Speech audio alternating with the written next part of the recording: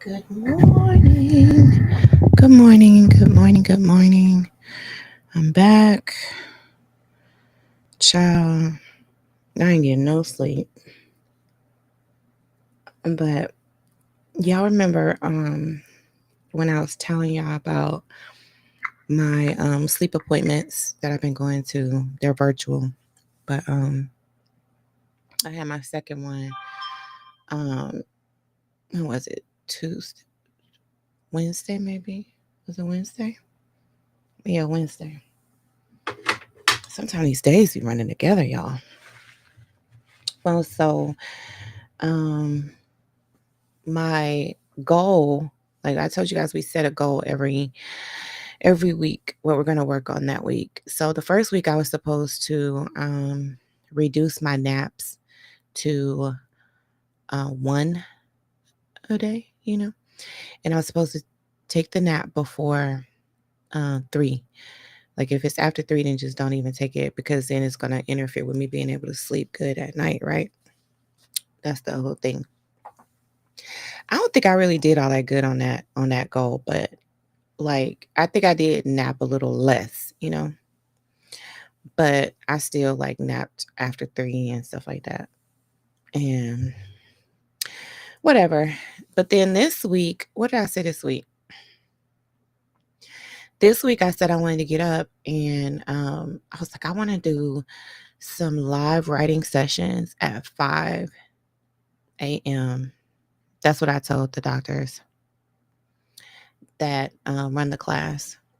And well, it's a group, right? So it's like me and like five other people in the class or in the group.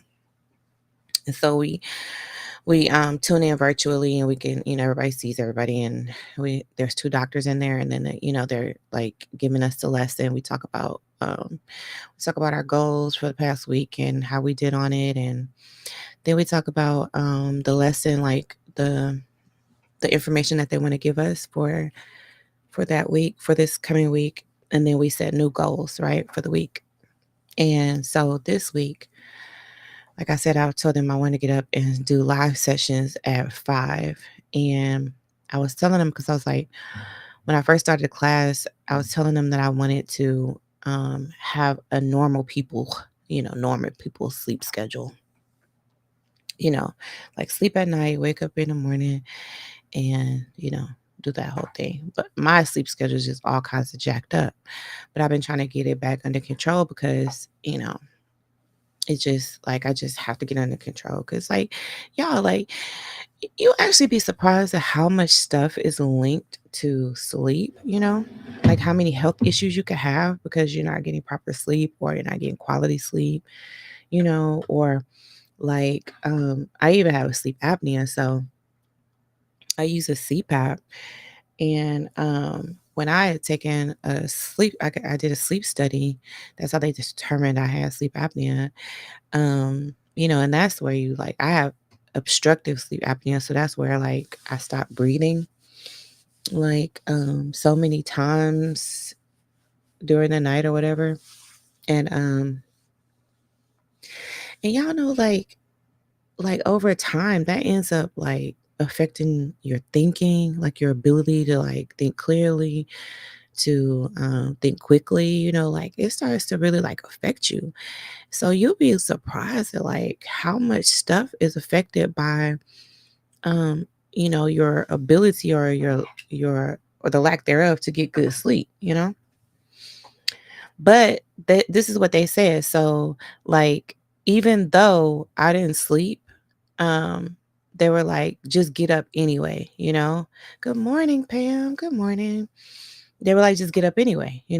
Like, don't try to say, well, since I didn't sleep, then I'm gonna sleep in, or like, that they think it's a misconception to think that you can catch up on sleep. And I think I agree with that. Because I've never caught up on nobody's no sleep, y'all. Like, as much as I've tried, I've never caught up on any sleep. Like, it's like you could like sleep the rest of your lifetime and still feel like you never caught up. But so they were like, just get up anyway. So that's what I did, right? So this is like day one, you guys. Like, I was saying all that to get to this point, okay? This is day one, all right? Like, of me, like, sticking to what I said I wanted to do. I set a goal in class and, you know, I am at least sticking to it for this day, okay? Like, we're gonna take it a day at a time, child. But, like, we're gonna celebrate the small victories. I gotta put my little blanket on, a little chilly. So, yeah, then we're gonna just get back writing, you guys. When I left off, I was starting to put some of the things that I was working on in Scrivener. I was transferring it to Word. But then when I laid down, I started thinking that's probably why I didn't sleep, because I was still kind of, I still had my creative juices going. Um, I was thinking that there was a few other changes I wanted to make before I transferred this stuff over to Word. Um, so Word is the format that I'm going to send to my editor after I get through making all the changes and the moving around that I want to make in the book. So I'm gonna share my screen with y'all. Let me see. So at least I can kind of show y'all where I left off. And I like my goal. My goal was to have this book out by the end of the month. Yeah, I mean it's not the end of the month yet. I might still reach that goal, but I'm okay if it has to adjust a little bit, but I'm still working towards that goal. So I mean, like, you know, I'm not gonna beat myself up about it if it doesn't, happen that way. That's that's what I mean. So, but I do want to I want to get it done, but I want it to be like quality, You know how that is. You gotta have like quality work, but quality work out there into the world. So I'm never gonna release any crap for y'all. You know what I'm saying? Just be like, here, you guys. No, like, but sometimes you can go a little overboard, where it's like, okay, now it's like you kind of get into that perfectionist stuff, and then like that becomes like a problem.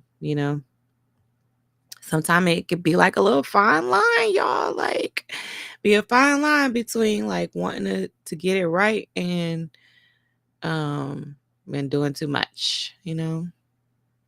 So what are y'all working on? Like, what's your goal? What's your goal for today? Let me go ahead and put that in the chat too. Let me see. Ask y'all a question, child. Um, so are you working on your book? Are y'all working on some type of creation that you're making? Pam, I know you're super artistic and you're always creating something. Are you creating something this morning? What are you doing? I'm going to put, what are you creating? Yeah, that's a good word. What are you creating? Because, think of this like a accountability session and um, a session where it's kind of like we're all just in the same room working, but it's virtual, right? Like, so we're not physically together, but we are kind of working together. And um, I can hold you accountable and you can hold me accountable, and we just kind of check in with each other and, see where we are on our progress. Let's listen to a little, I'm going to put it on some lo-fi music again today. Um, to me, it just seems like the best, like, over just, just kinda like, but there's also, but it doesn't kind of like put you to sleep, so to speak. But you could also kind of go to sleep to it if you needed to, you know, because I'm sure it's probably some people up just looking for a little white noise. And working on your paintings. Yes, girl. Yes, honey. Yes. I'm sending you creative energy this morning, and I know that they will be great First of all, because like you don't play around, ma'am. Okay, like your whole family is just like creatives, and that is so awesome. It's beautiful actually to see. And I'm just like your whole family. Like I just know like a handful, but I feel like I know the whole family because there's so many of y'all. And all of y'all are just kind of out there doing your thing, honey. I love it. I absolutely love it. So yeah, sending you all the encouragement. And what do y'all think of the music? I'm gonna turn that up, and then I'm gonna get ready to mute out. How long we been on so far? Yeah, oh, we are over time, so I'm gonna go ahead and mute out, and I'm going to get right on back to work. So get to work, y'all. Let's create.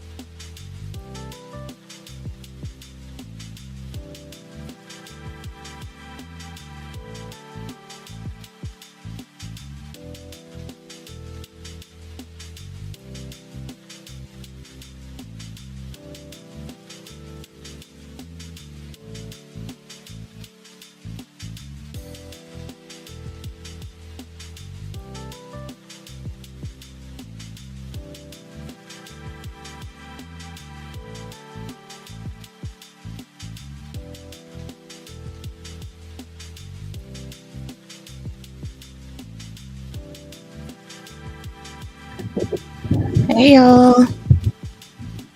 Hey, it's time for us to get up and move a little bit.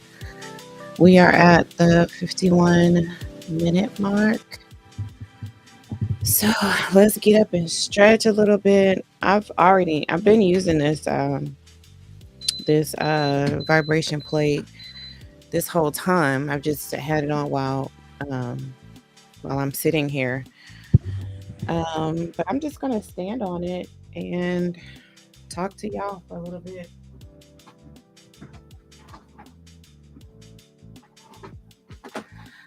I'm gonna keep my blankie on because it's kind of chilly in here. No, it's like getting chilly outside, so it's kind of chilly in the house too. How you guys are y'all making good progress on your projects, whatever you're working on? How are you doing, Pam? How are you doing on your paintings? Um, sometimes we get so wrapped up in what we're doing and we just forget that we hadn't even really moved our body in a minute. So let's put on a little bit of I'll put on the hip hop channel. And just kind of talk to y'all for a little bit while I do that. Hold on. I should start this vibration plate already. Y'all need to get y'all one of these. I'm telling y'all, I like this thing. I really like this thing. Like, I don't know if there's any other health, like, they say that there's a bunch of health benefits to it, but like, if it only just like kept my legs moving and blood circulating while I'm sitting here, like that's a benefit. You know what I mean? Like if that was the only benefit, that's a good one. You know, this thing, I like it. So I don't know. You know how like sometimes when you start something, I don't know, maybe y'all don't get this way, but I do. Like when I start something new, sometimes I'll be, especially like a new workout or something, I'll be feeling like I can already see the difference, And it's like way too soon to tell, but I don't know. I guess that's just the motivation in me. Like, oh, I could tell the difference already. But I don't know. I think I've been using it maybe a week now. Like, probably like pretty consistently. And I don't always stand up on it, but I definitely sit down and use it, I need to look at the book and see like they have presets in here where you just like, that's all I've been doing so far is like the presets that are already on here. But I want to be a little bit more intentional about like the workouts I do on it, like so I can actually like really get the full benefit of this thing. But like they even have like different sections on this plate that's like supposed to give you the results of like running, and like have those types of benefits in your body. So I don't know, y'all. It seems like sometimes it just seems like so gimmicky, But also I just be like kind of want to try it. Like, let's see what the new gimmick is, kind of like that. I don't know. But they say like that rebounding is really good for you. So especially if you're someone who has like joint problems and stuff, like they say like rebounding, like, and when I say rebounding, I mean like on those little trampolines, like the little workout trampolines, doing it on that. And they say it's something about like that motion that is really good for your system. Like it's good for your digestive system. It's good for your lymphatic system. Like they just say it's good for a bunch of different things, And I don't know. I just be wondering if that stuff is true, child. But this is like this, I told y'all like one of my little toxic traits. Because y'all know I'm gonna be honest about my little toxic traits, right?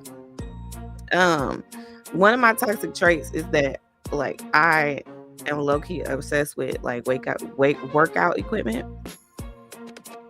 Not like a whole bunch of big stuff, but I will get like I've got I got some of everything. I got like kettlebells. I got one of those like walking tracks. The little thing that like you sit down and like you pedal like a bike. I've got, have you guys ever seen those Kango jumps? They're like these trampoline type shoes. I even have a rebounder. I have a little like trampoline. Y'all, I'm telling you, it's like a toxic trait. I get it. And then like, I'm like in my mind, I'm just like, yes, I'm totally gonna use this. And I don't. I even got that like that that hula hoop belt thing. I used that all of like 3 times. I thought it was like when I was using it, I was like, I think this is gonna work. I think this is a good little device. But like I never stick to it. It's like I really do not like that about myself. But at least I'm at the point where I acknowledge it, So like I'm progressively working towards getting better, like I've already taken the first step, you guys. And then I confessed it to y'all too. So that's a big deal, right? Like I confessed it. I ain't trying to keep it a secret, Like I confess it. So but you know what though? Like I'm the type that really don't have no shame. Like I can confess it to y'all and be like, and I still do it. Like it don't shame me to like actually stop me from doing. That's so bad. I guess that's my other toxic trait, huh? So yeah, I'm working on it. I'm telling you, I'm working on it. I'm trying to get all the little toxic traits out. You know what I'm saying? I talk about it, but I'm not like proud of it. You know what I'm saying? Like, some people like talk about their toxic traits like it's a good thing. Like they don't need to change it. Like, yes, you do. You still need to work on it, even though you acknowledge it. Like, I'm glad you're acknowledging, but like, you got to work on that thing too, though. So I'm that type. I'll admit it, but I'm also not comfortable with it. Like it's not something that I just think is funny and that it doesn't need work, because it totally does, because that's real irresponsible behavior. Like seriously, it is. It's irresponsible spending, like it is. Especially when I have clearly shown myself a pattern of behavior, that I'm not going to do right. You know what I'm saying? Like, so,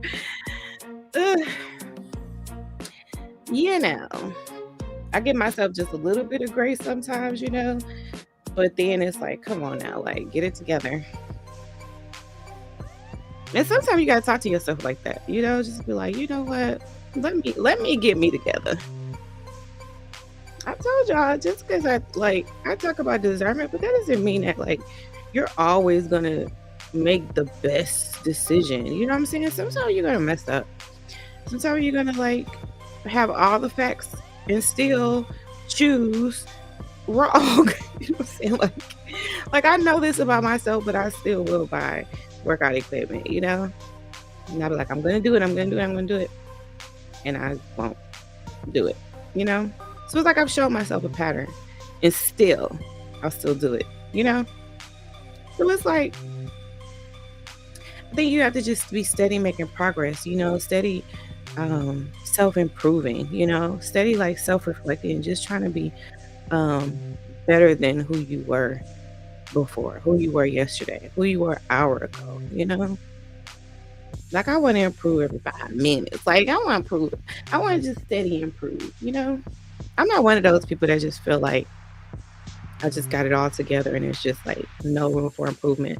And I'm not one of those who's like comfortable in my like foolishness. You know what I'm saying? Like if I know I'm doing something wrong, like I've acknowledged it, and am actively working on changing it and doing better.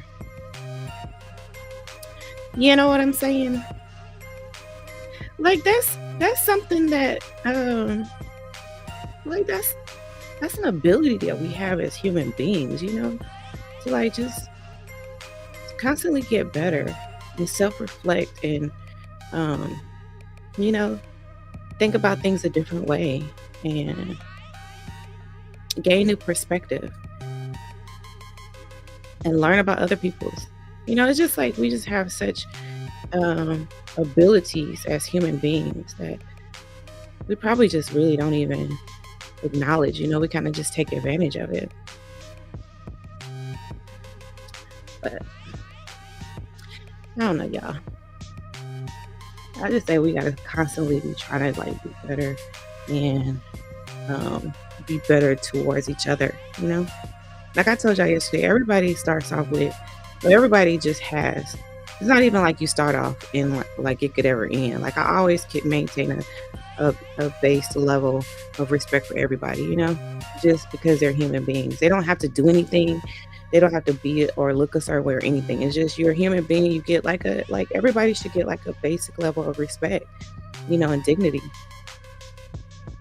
And then of course, people can earn more respect, but everybody should start off with a basic level just because they're human beings. And I feel like if we all like mindset, adopted that mindset, then like things would be a whole lot better, don't you think?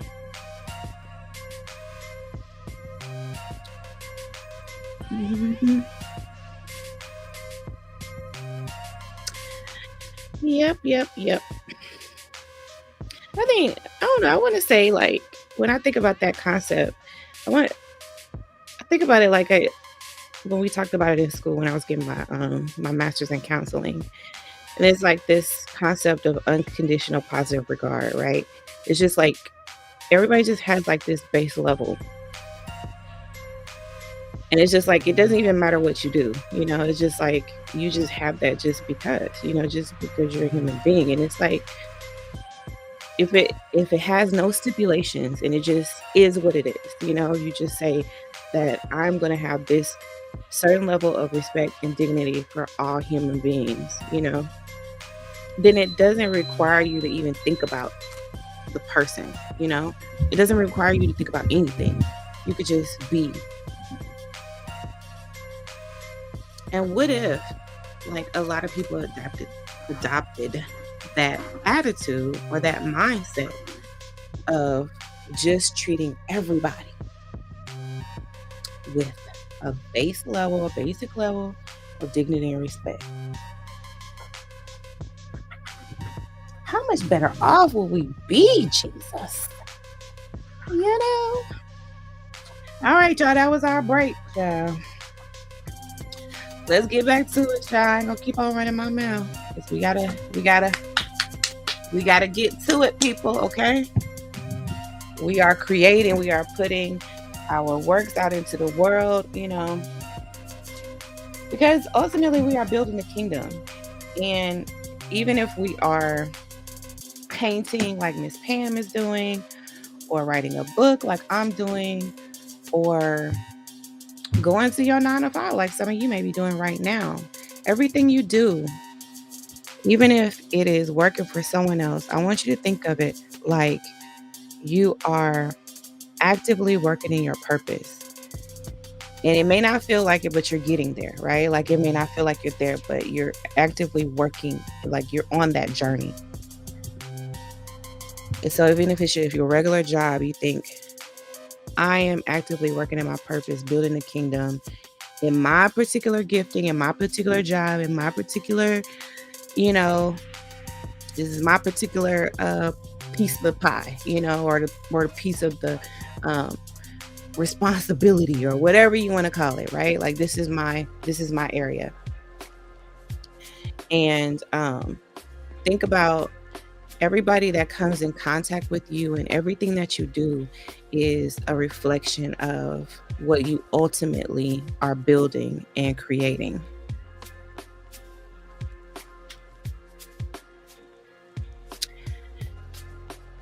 And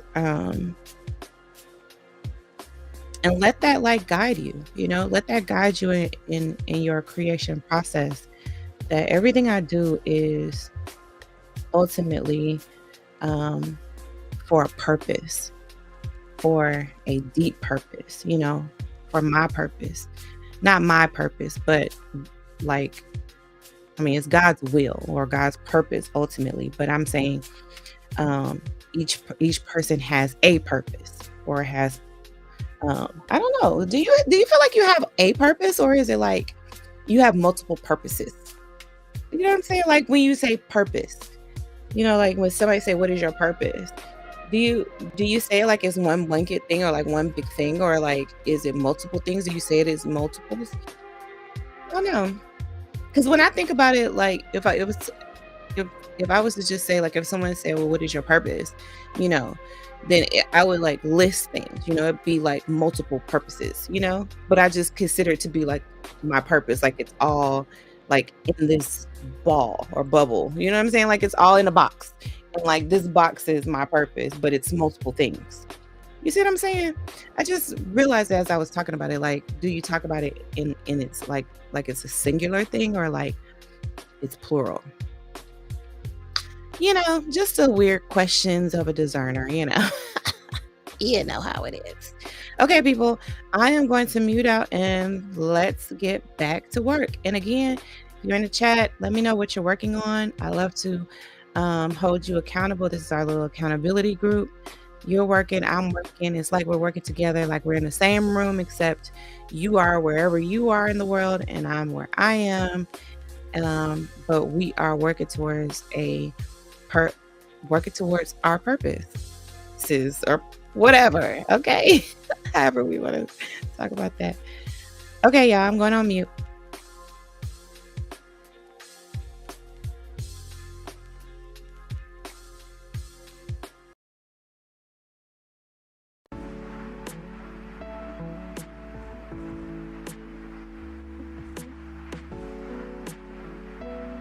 Oh, you know what I forgot to ask you guys?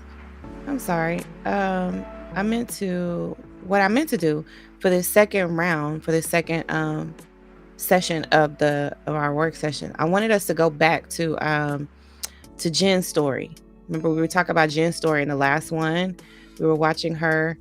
And so I want us to get back into Jen's story for this second round of our writing sessions.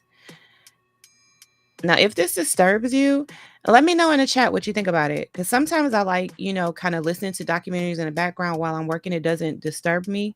So, we're just trying different things and, different ways of working, just still working towards what we're trying to accomplish, but, maybe doing it in different creative ways, right? So let me know what you think about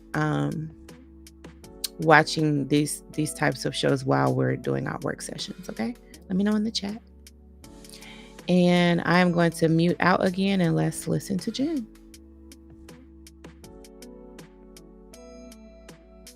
Organizations and then the car started to leave, has been charged with.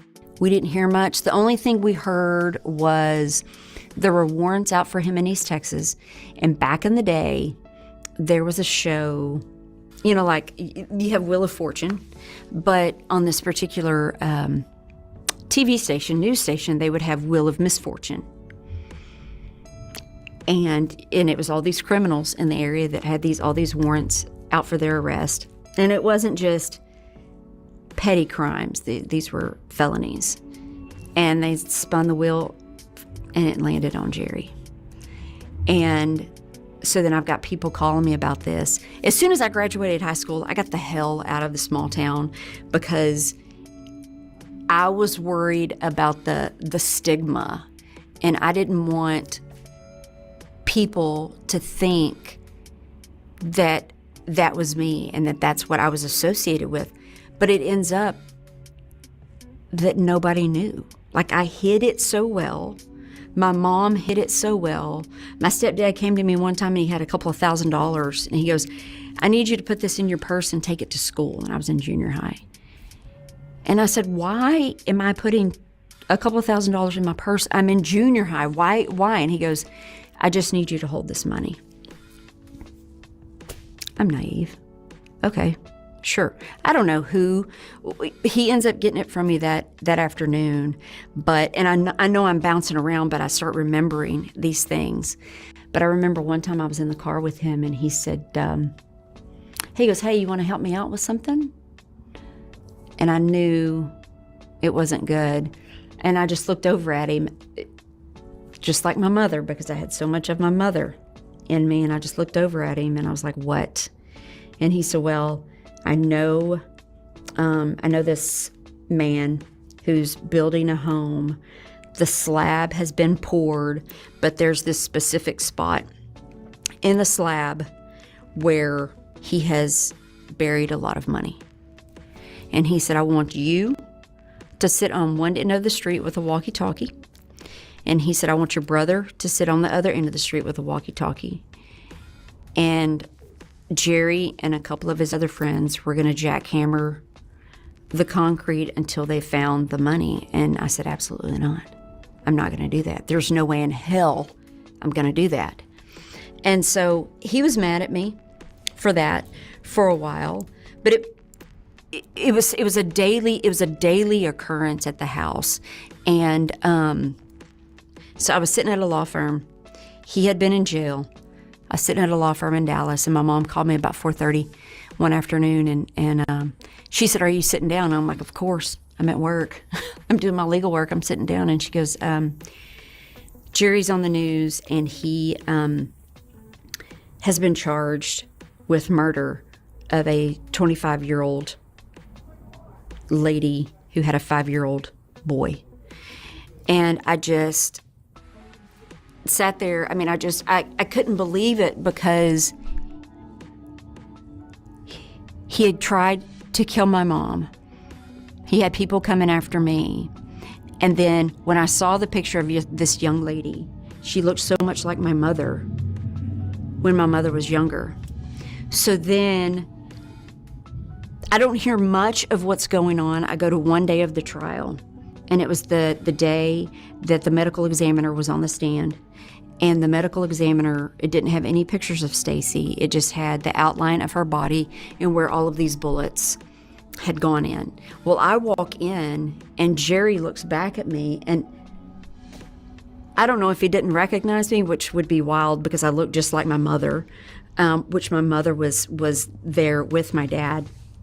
And so I listened to that. I listened to just bullet wounds all over. One bullet went through here and came out there. But we had recess for that day. Mom and I went to the bathroom. As we're walking outside, Jerry is sitting there in the patrol car, the sheriff's deputy's car, and there's one deputy there that's guarding him. And I just get sick, because I don't think these people realize how crazy this man is. And so I walk past him, and we're in the parking lot away from him, and something tells me, just turn and look at him. And I turned and looked at him, and he was looking at me, gritting his teeth, and I could see him doing his eyes a certain way. And then our eyes were locked in, and it was like he was sucking me in. And then the car started to leave. And as the car started to leave, he moved from one window to the next and just stared me down. Well, then all of a sudden, he gets convicted of murder, sentenced to basically life. I think it was 35 flat.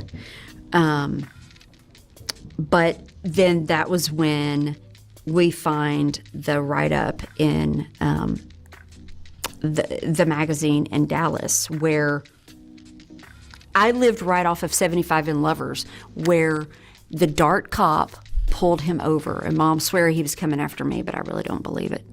But he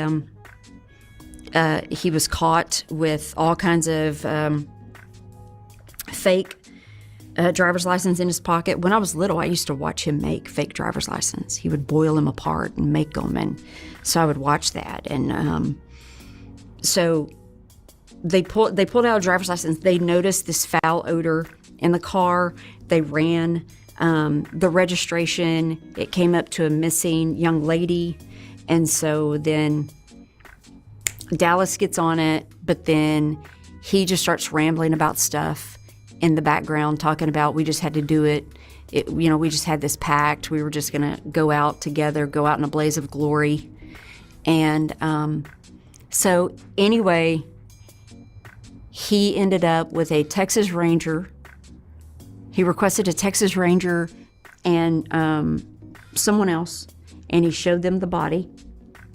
And They took the body. He admitted to it, of course, everything.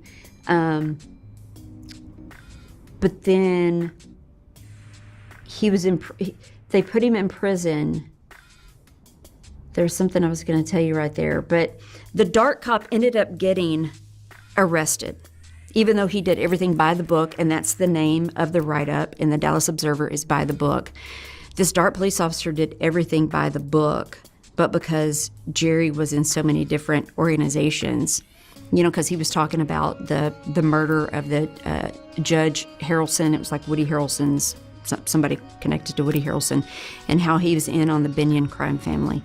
And so anyway, he was in jail. I'm thinking everything's fine.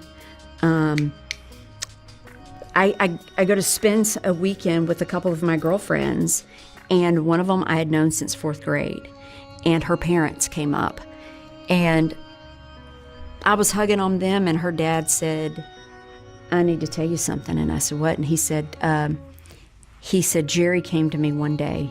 He said he parked his car really far away, which was not normal for him because he always wanted a quick getaway from anywhere, restaurant, whatever.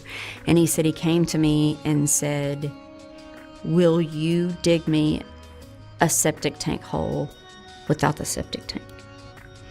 And this man said, "Absolutely not," because he knew what Jerry was all about. And so this man figured out that Stacy was still in the trunk of that car, and Jerry had bought 20 bags of ice to cover her body. And then when he couldn't stand the stench anymore, he just dropped her off and covered her up with 10. Well then, so we're thinking everything's fine, everything's good. Well then my mom starts going downhill. She's diagnosed in August, and we lose her in October of the same year. And I just became so enraged. And I realized that every person that I had a long-term relationship with was exactly like Jerry, had his traits. Manipulative, narcissistic, beat the crap out of me, all of a sudden show up,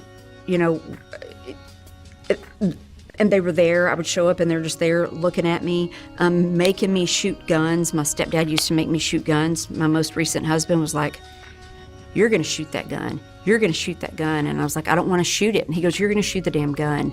And I shot the gun with just tears running down my face. And he died. My stepdad died 12 hours before his birthday in February. And the relief that came over me, but still I had the rage because he lived a couple of years longer than my mom. And I was like, how dare you live longer than my mother when she's been through hell? You put her through hell. And I just lost myself. I just went into this rage, went into counseling, and finally have gotten back to the Jennifer that I thought I was, that no longer looks for the person that is going to manipulate, that's going to say words. And I'd have horrible dreams all the time about him standing over me with a gun, holding a gun to Mom's head. And I don't know when those will ever stop, but I'm hoping they do. But the silver lining to all of this, I guess, is that after being around my biological father for so long, I have met a man that is so much like my biological father that when I figured it out, I just cried, because Terry, my dad, is just such an amazing person with just this heart of gold. And here I am meeting with this guy that I've known since 4th grade. And now I can finally put it all to rest. I can put my stepdad to rest. I can put my mom to rest, even though I don't want to. But Jason, the guy that I'm seeing that I've known since 4th grade, he said, I was talking to your mom on Facebook one time, and she said, "Jason, you and Sis will get back together one of these days." And I don't know if that was right before she died, but I just wish I could give her a high five, because I know she's smiling down on me and just saying, "Sis, I'm so proud of you," because I could have easily People have said, why didn't you go left? You could have easily gone left. You could have easily gone the route of drugs and just giving up. But my mom was like, it doesn't matter the circumstances. You bust your ass and you make something of yourself. And now as I sit here, I'm director of operations of a company. It's an intellectual property company, and we have all these patents. And I'm the director of operations, and I never would have thought that I would even lived to be 50. And here I am, and I just wish my mom could see me. They say she can see me. But I hope he's rotting in hell. Because it's taken me 50 years to finally be happy and to finally find my true love. And basically, to end it, I don't want people to think that I'm too old. You know, they're too old. There's always time to change the narrative. I thought I would just steadily continue to find the same person over and over again. And finally, I didn't. I saw what I was doing. Mom steadily talking to me, and she's like, sis, you got this. I know you've got this. You're not going to find that same person again. You're not going to find this person and that person. And then all of a sudden, Mark, I had a dream about this Jason guy that I've known since 4th grade. Called him up, and we've been together ever since. And he's the most amazing guy, and he's just like my bio dad. I'm no longer looking for men that are like my stepdad, that are manipulating me. And so here we are. I go back home tomorrow, and I go back home to Jason, and we have 5 kids together. We don't live together, but if only I could have my mom standing in front of me, giving me a hug and saying, sis, I'm so proud of you. You busted your ass. You worked so hard. You got through Jerry and all of his bullshit.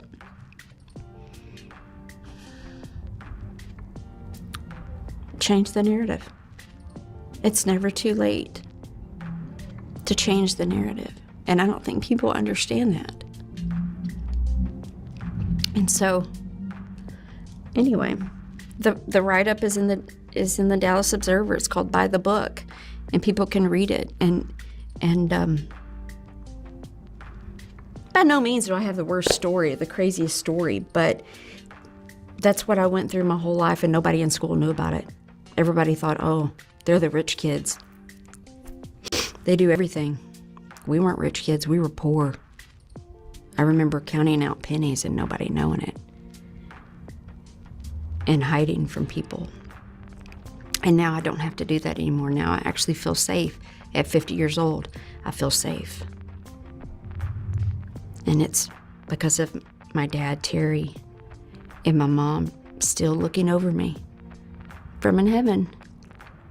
If people believe in heaven, and sometimes I've wondered if there was really a heaven. And now here I am, the happiest person, even though I'm crying. It's like I'm happy tears, but sad tears. And, anyway, we can just end it at that, because I could keep you. The moral of the story is be careful who you marry. Be careful who you marry. It's not easy to get out of situations when people say, if I can't have you, nobody can have you. That's nothing to be laughed about. That's nothing to be taken lightly.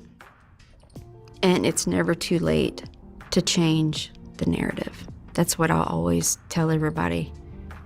It's never too late.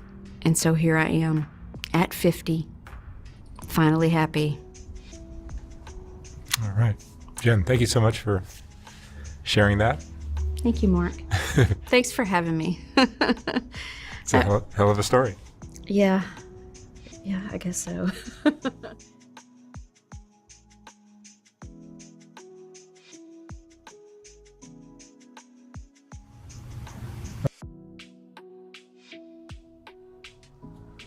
All right, Jen. Yes. Jen, where are you from? Where did you grow up? All right, Jessica. Yeah, I wanna like, what did y'all think about Jen's story? Y'all, it sounds so much like mine. Y'all, I promise you, she literally, like, there was probably like just a few things that were different from mine and Jen's stories.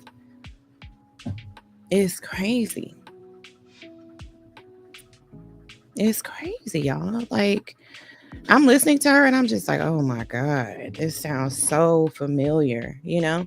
That's why, like, for a lot of people, these watching these can be very triggering, you know, because it's like people are actually going through this and it's like they you know, like they start to like remember and you know, to have flashbacks of this stuff.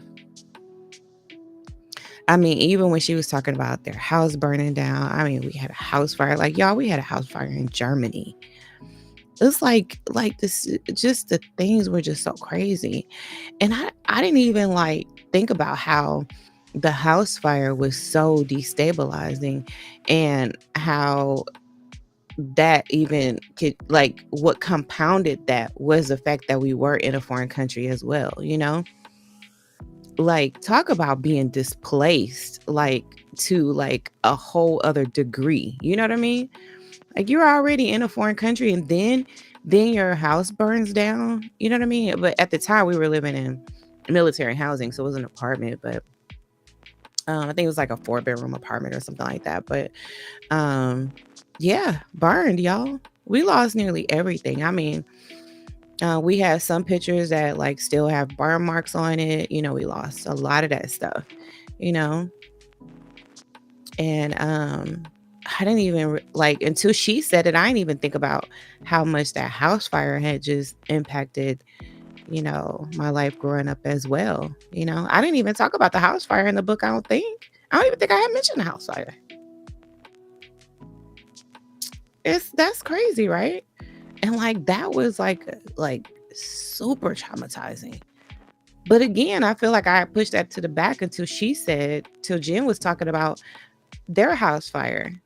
And I was like, oh my God, we sure did have that house fire too. Oh, y'all. Oh my God. And just how she was saying, like, her friends tell her, like, you should, you know, you weren't even supposed to really make it, you know? I told my mom that, y'all, like, maybe like a month ago. You know what I mean? I was like, you know, we weren't supposed to make it out of this, right? With our sanity. We weren't supposed to make it out of this. And she was like, I know. Like, it's so serious.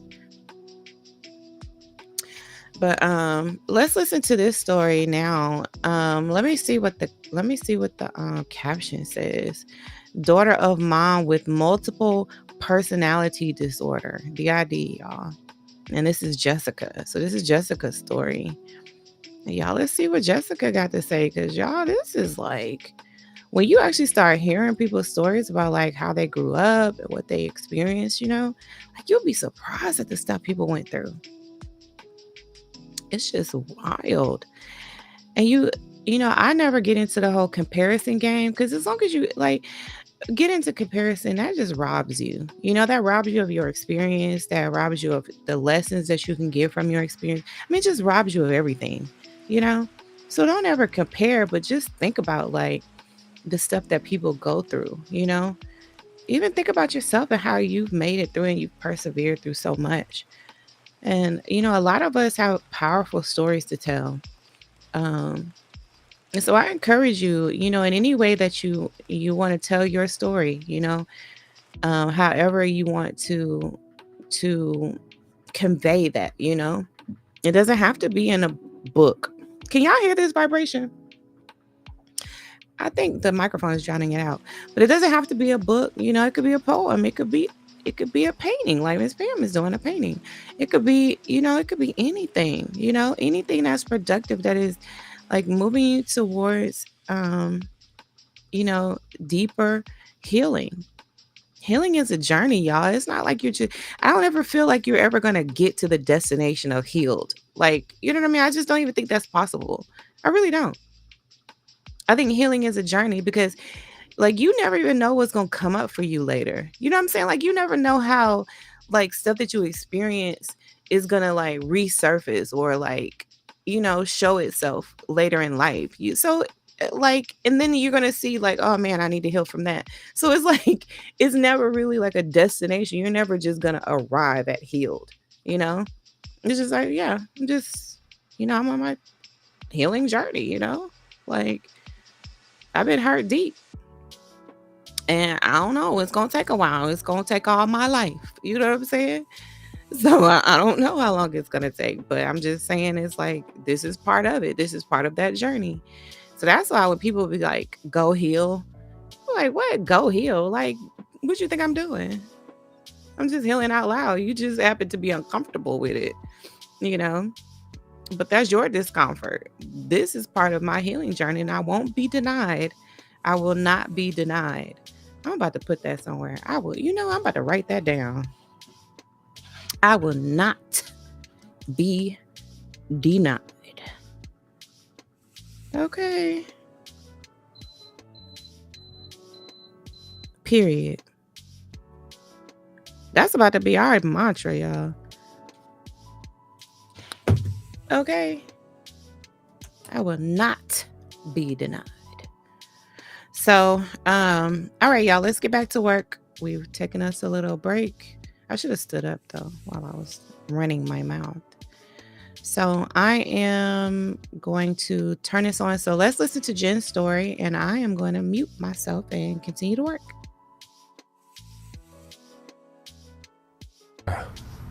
Jessica, where are you from originally? Where'd you grow up?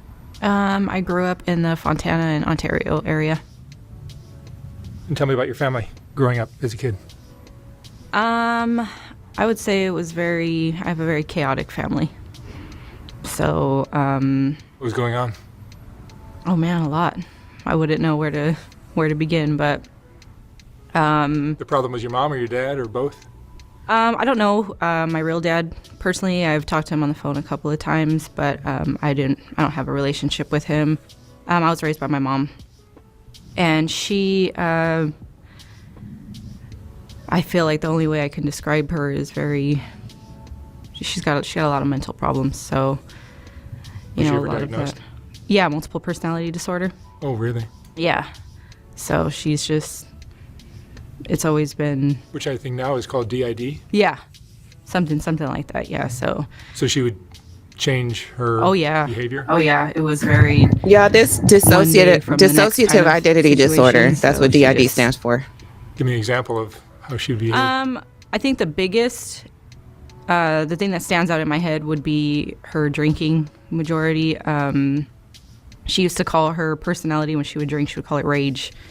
And I think I got to know that person a little bit more. I was very loyal to my mom. I always, no matter what she did, You still loved her? oh yeah, definitely to this day.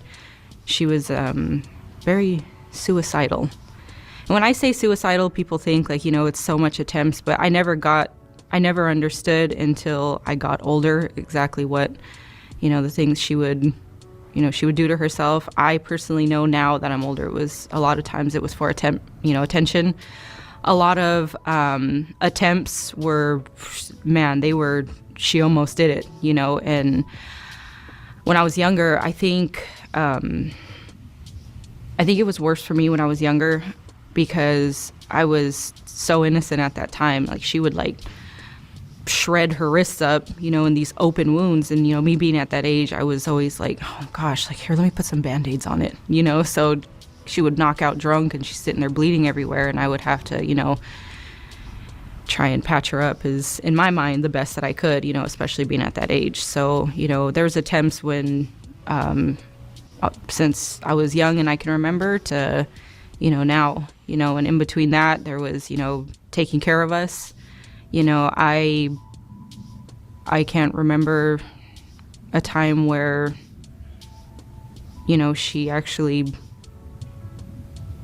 was a top of the line mom, so it's. And this, I assume, was your entire childhood? Yeah. Yeah, there was maybe I want to say 3 years broken up that she would be good. You know, she used to get up, she would like run in the morning, she would like, you know, she'd really motivate me, you know. And then there was times where I just was like, I don't know how I'm like, why'd you even have me? Why'd you even have us? You know, so it was real up and down, you know, with me, especially in the beginning. You know, one point I was molested, and she was in this relationship for like 18, 19 years, you know, so I was molested the first 4 years. And By her partner? yeah. And, you know, my mom has been through the whole drug thing, you know, meth and, you know, only God knows what, but she actually, in the beginning, he used to tell me that he would kill her, and that was my mom. That's my everything, you know, watching her get, you know, beat awful. And then, you know, I would do anything to protect her. I always told myself when I was older, I was always like, you know, I can't wait till I get older so I can, you know, so I can do some damage for you. But after a while, and some certain situations that took place, I started realizing that she knew, you know, she knew what was happening. There was a point in time where she had, you know, told me, and I can remember so clearly that day, she just was like, you know, you need to stop encouraging it. You're encouraging it. You know, and I always lived with like this, I call it like it's like a pit in your stomach. It's like an uncomfortable pit. It's like nausea, anxiety, everything mixed together in the center of your stomach. And it's like, you think about that, like, gosh, like, is today going to be this? Is she going to flip out? Is she going to hurt herself? Is she going to hurt someone else? You know, like, and every time she would leave, it was always like, oh man, like, I knew it was going to happen, you know, and I got to a point. No, actually, I have 2 other siblings. I have an older sister and I have a little brother. How did they cope with this? How are they doing now, basically, is my question. My older sister was actually raised by my grandparents. You know, my mom kind of just, you know, I don't want to say that they, I don't even want to give her that credit that they took her away. You know, like she was okay with it. You know, she didn't have like the best relationship with my older sister. You know, I feel like she always gave my older sister the cold shoulder. I don't think my mom wanted girls. I think she wanted boys. You know, my sister was first born. She had like a blue baby shower, and I seen pictures of my sister in like boy clothes. You know, she wanted a boy. You know, that's how she's always been. Here come 2 girls later. You know, and my little brother is the sweetest kid ever. You know, and I think he was more on the spoiled side because he was finally the boy, you know, that she wanted, that everybody wanted, you know. So and that doesn't take away anything that, you know, she's done to him too, you know. Like I said, it wasn't just her. She didn't realize it was everything she did, everything she said, the way she acted, it impacted everybody, you know. And a lot of what she did till this day has affected me, impacted me. You know, recent events that took place, I specifically say August 27th, this is where I decided to completely just turn my life around and be sober, because I feel like that was the worst she probably has ever put me, my brother, and my sister through. What did she do? So my mom is on the streets right now, you know, and after, I think, I'm going to say 3 years ago, I had to turn my back with helping her. You know, I had to, you know, let it go. You know, I have to watch out for my kids, you know. And in my head, I'm like, you know, I have my own problems, you know. I got my own, like, you know, my own things, like my sobriety, you know, has taken a lot of time away from my oldest, my daughter, you know. And I always told myself when I was younger, I was like, you know, I don't want to be like her, you know. But you catch yourself sometimes, you don't want to be like somebody, but I don't think some people can realize, you know, you don't have to necessarily do exactly what they do to be like that person. You can find yourself self-destructing in different kinds of ways. Me particularly is my drinking. I feel like the only time I can be directly like my mother and just like my mother is when I'm drinking. And that's why and it took a long time for me to finally realize that. And so let me go back. She's on the streets right now. I had given up on her because she just, you know, she got involved with this man that just was, I mean, not only was he a dangerous man, you know, he had, you know, threatened, you know, my kids at one point. You know, so I told her, and she just kept going back to that man. You know, that's how my mom is. That's what I think her struggle is. She can't be alone, and she always picks the worst kind of men. The men that beat her, the men that use her, you know, like, and she's always been that way. And she had said that she called me one day, she asked me for money, and I was just like, you know what, I'm not going to do it. And my mom's the kind, like, if you don't give her what she wants, she's like, all right, she'll give me a goodbye message, I'll see you, I love you, take care of your brother. Like, it's consistent, but there's not a day where I don't get anxiety thinking like, gosh, is this going to be the day? Like, so I live with that every single day, And so August 27th, I was at my house. I was having some wine, and believe me, we get calls all the time. She'll post on her own Facebook saying like, oh, rest in peace, and it's herself. She's putting herself on there, and it's like, gosh, like sometimes, but you got to start looking into it. Like, I get like this, what if I'm just sitting here like it's not real, and so August 27th, I was, like I said, I was having some wine, and I get a phone call from my brother, my little brother, and he's like, I'm panicking, and I was like, what's the matter? And he was like, I seen the post on Facebook, they saying that, mom died 3 days ago. And I didn't think anything of it, forgive me for saying that, but I hear it all the time. It's consistent, and it's the lies and the stories are just like astronomical. So I don't even, not necessarily don't believe it. I just don't feed into it so quickly. I'm not so quick to just, toss everything in the air and go and look for her. So I told my brother, I was like, look, you need to calm down. My brother takes it very differently. He's at the point in his life where I was, 15 years ago, where she can still hurt him with the smallest little text message, and that's my brother is like my brother and my sister are like, to me, they're like, I'm like the protector, I love them and I make sure I protect my brother, so it makes me really angry with her. And so I told him, just calm down, everything's gonna be all right. And I was like, he's like, no, I'm hearing it from like, other people that are on the streets with her are saying that they found, her body by the train tracks. And so I started getting a little bit nervous, and me in my alcohol ways, I started just pounding more. I was just like, I don't want to hear it. I don't want to think about it. This is not the kind of day that I'm going to have, and I called my uncle to be like, okay, this is what I'm hearing. And he was like, you know what? A medical examiner would call us, somebody will get a hold of us, the police will come to the door. So I was trying to calm my brother down, as I'm trying to calm myself down, like, no, just relax. So this is, I'm going to say like 4 hours went by, and still it was the same thing, we're hearing this, we're hearing that. And, I had my uncle calling, around just to see if maybe did they find a body is something, and she ended up talking to, my brother ended up talking to that homeless person that, was giving him the information. He was like, no, I heard that the man that she was being with, that dangerous man, he killed her.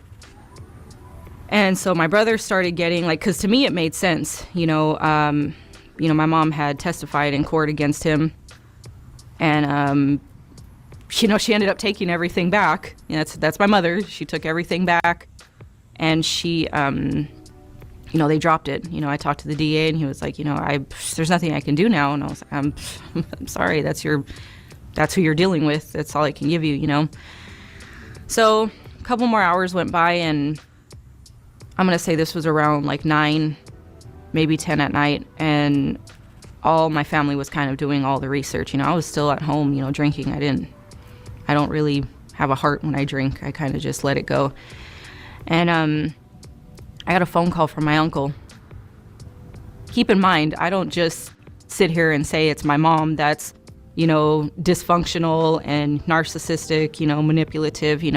I come from a whole family that has different kinds of problems, So I get a phone call from my uncle. I put it on speakerphone, and I was like, I just heard like sobbing, and I was like, what's the matter? And he was like, I got to call you back. And I was like, you got to call me back. And I was like, you got to tell me what's going on right now. Cause now I'm turning, like, what's going on? And I go outside, and he goes, they found her. They found her body. And I think I went into like, I needed to hear it again. I was like, who found her? Who did you talk to? You got to tell me who you talked to before you just, drop that on me. Because remember, I got to call my little brother. I got to call my sister. I'm sorry.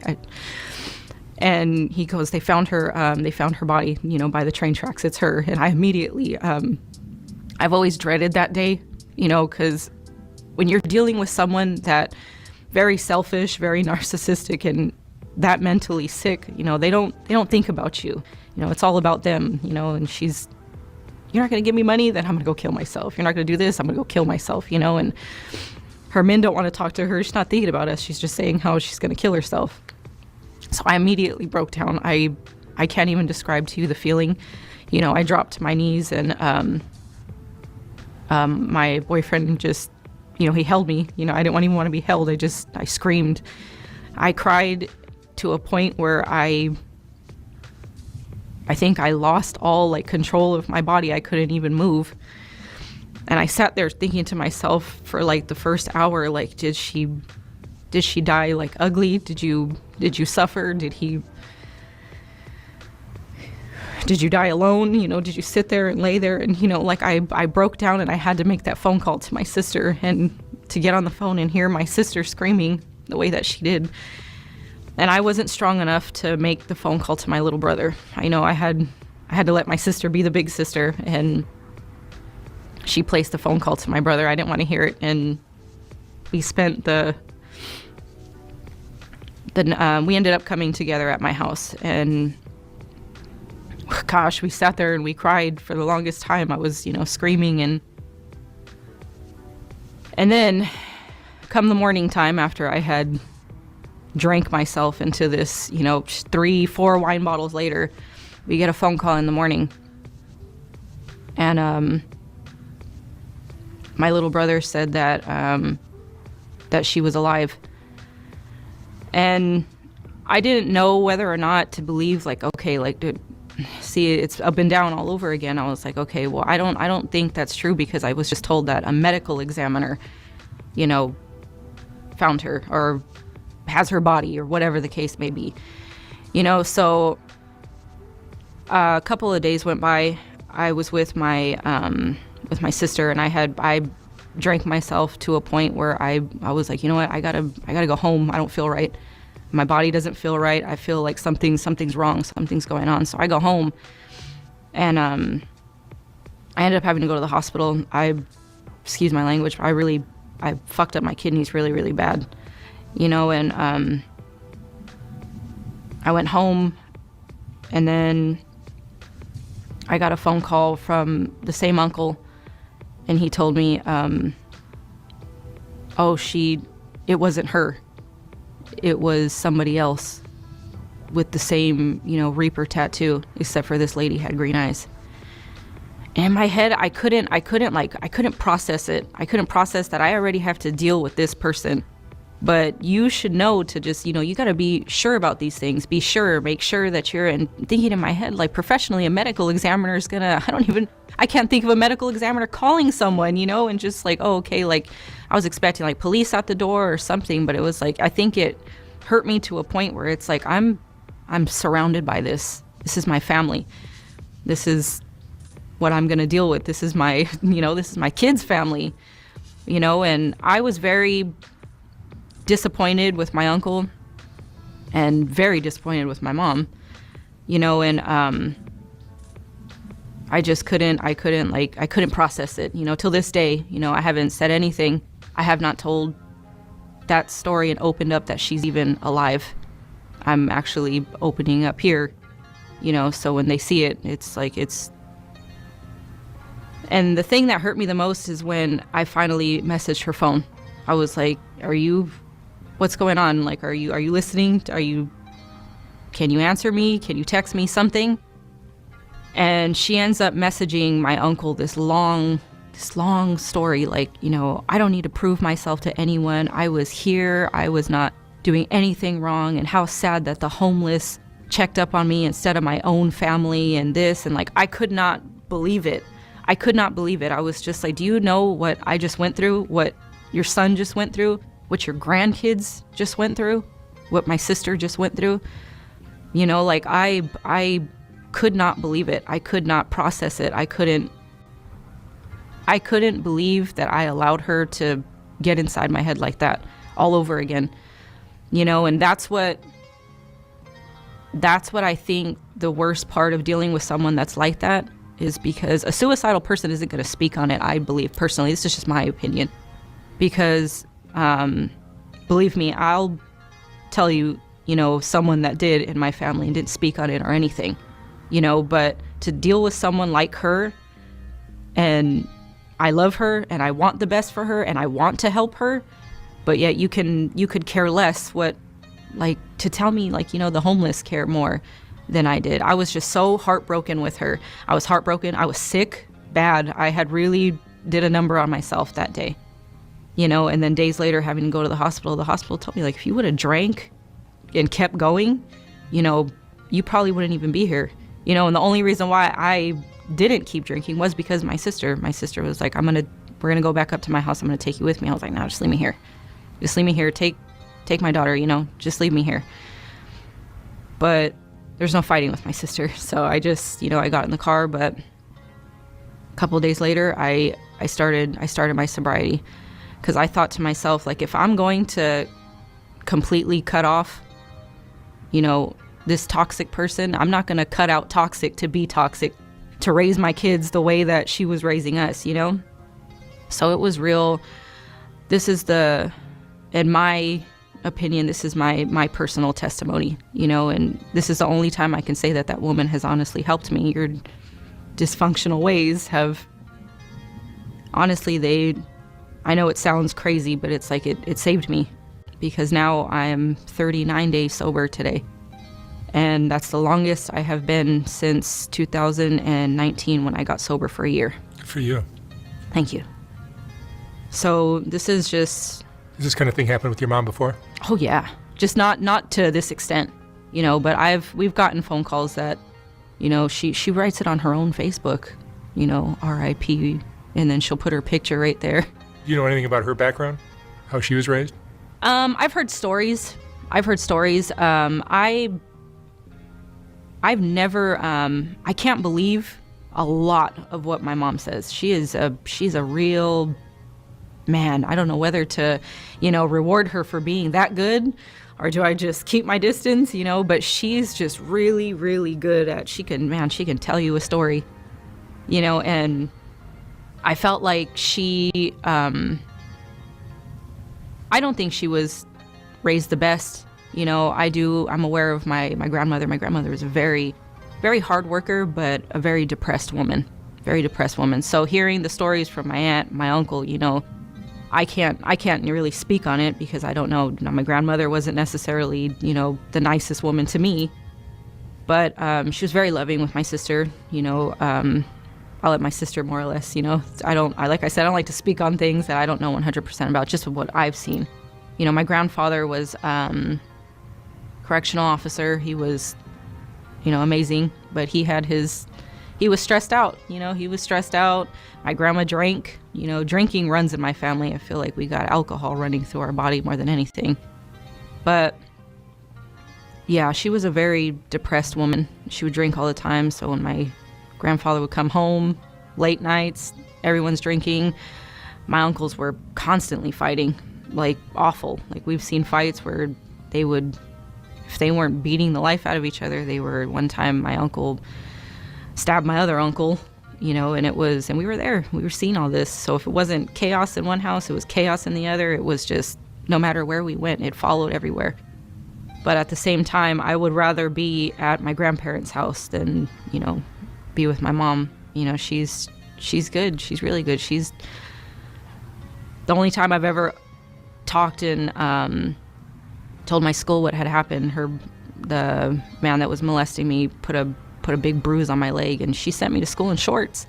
And they asked me, and how they give you that, this is, nobody's gonna hear anything, it's just me and you. They give you that rundown, make you trust them, And I told her, I was like, he did it. And she used to make me walk home. We were in Fontana.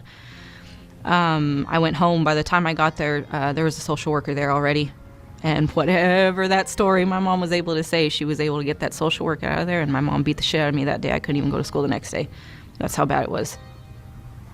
And she just, my mom was, she didn't take care of us like she should have. I met your family. Is it your husband? No, boyfriend. Boyfriend and 2 kids. Yeah, 2 kids. Beautiful. Yes, thank you. Beautiful. Yeah, they have family. two different dads.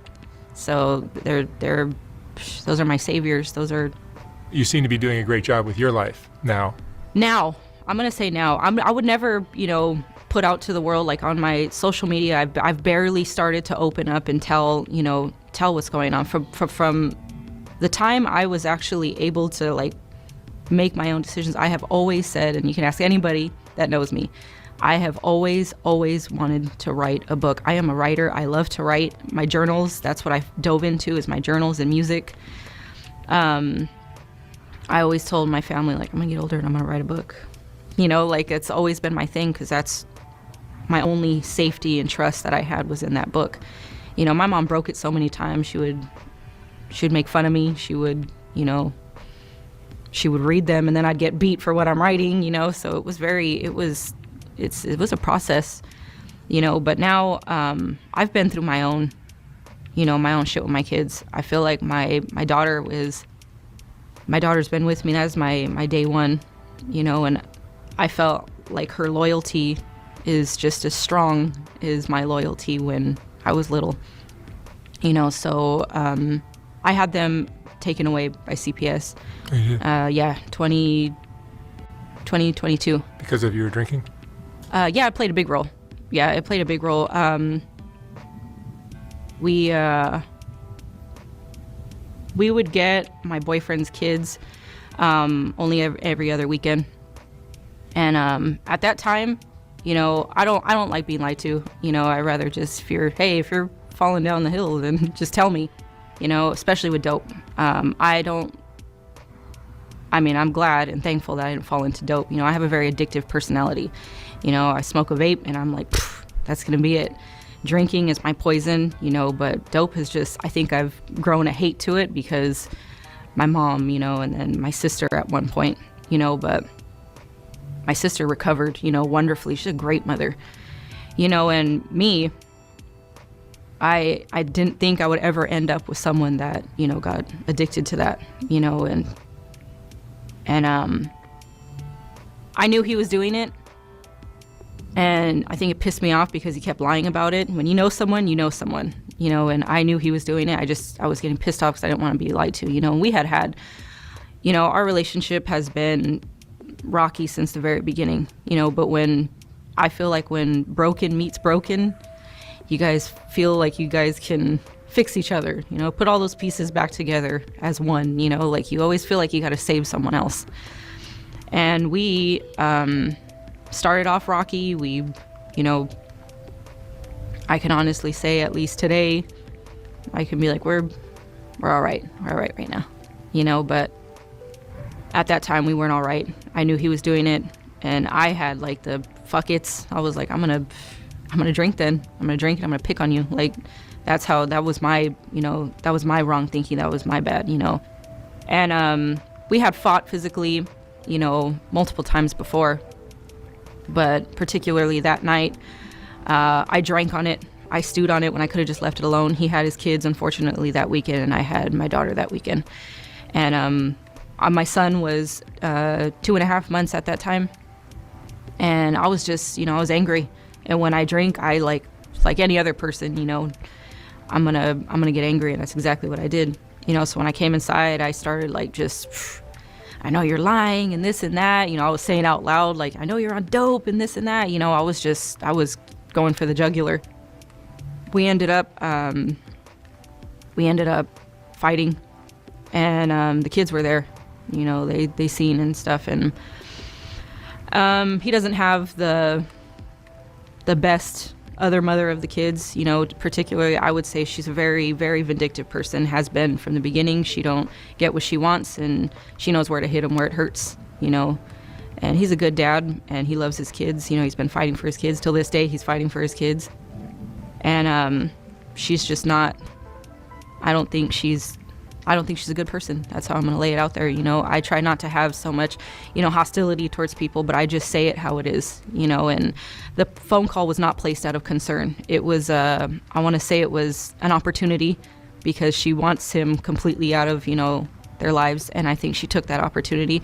And I don't sit here and say, like, it's her fault, it's this. I learned in therapy, like my therapist gave me a good, she didn't have your kids taken away. You had your kids taken away. And that's exactly how I look at it, because I did. And the phone call was placed a couple days after the fight, 24 hours, CPS is going to be at the door. Well, unfortunately, when they did come to the house, it was like 11 o'clock at night. I was heavily intoxicated. Neither one of my kids were there. My daughter was actually across the way at a friend's house, and I was with one of my friends, and we were just drinking, and they came there, and I became very, very, defensive. I was telling them that I was absolutely not drinking when you could smell it on my breath. They had officers with them. I was very, defensive. So, of course, they used that against me, which I don't sit here and, deny it. But, so after that, they started doing okay, we're going to give you the resources. I didn't want the resources. I was just like, nope, I don't want anything to do with you. And I already have it out for CPS because I should have been taken from my mom. I don't know how you didn't see that. I don't know how, all the medical stuff that I've been through, I don't know how I wasn't taken. None of us were taken, So personally, I feel like that the system, you failed me. You failed me. You failed my brother, my sister, but that's another story. So,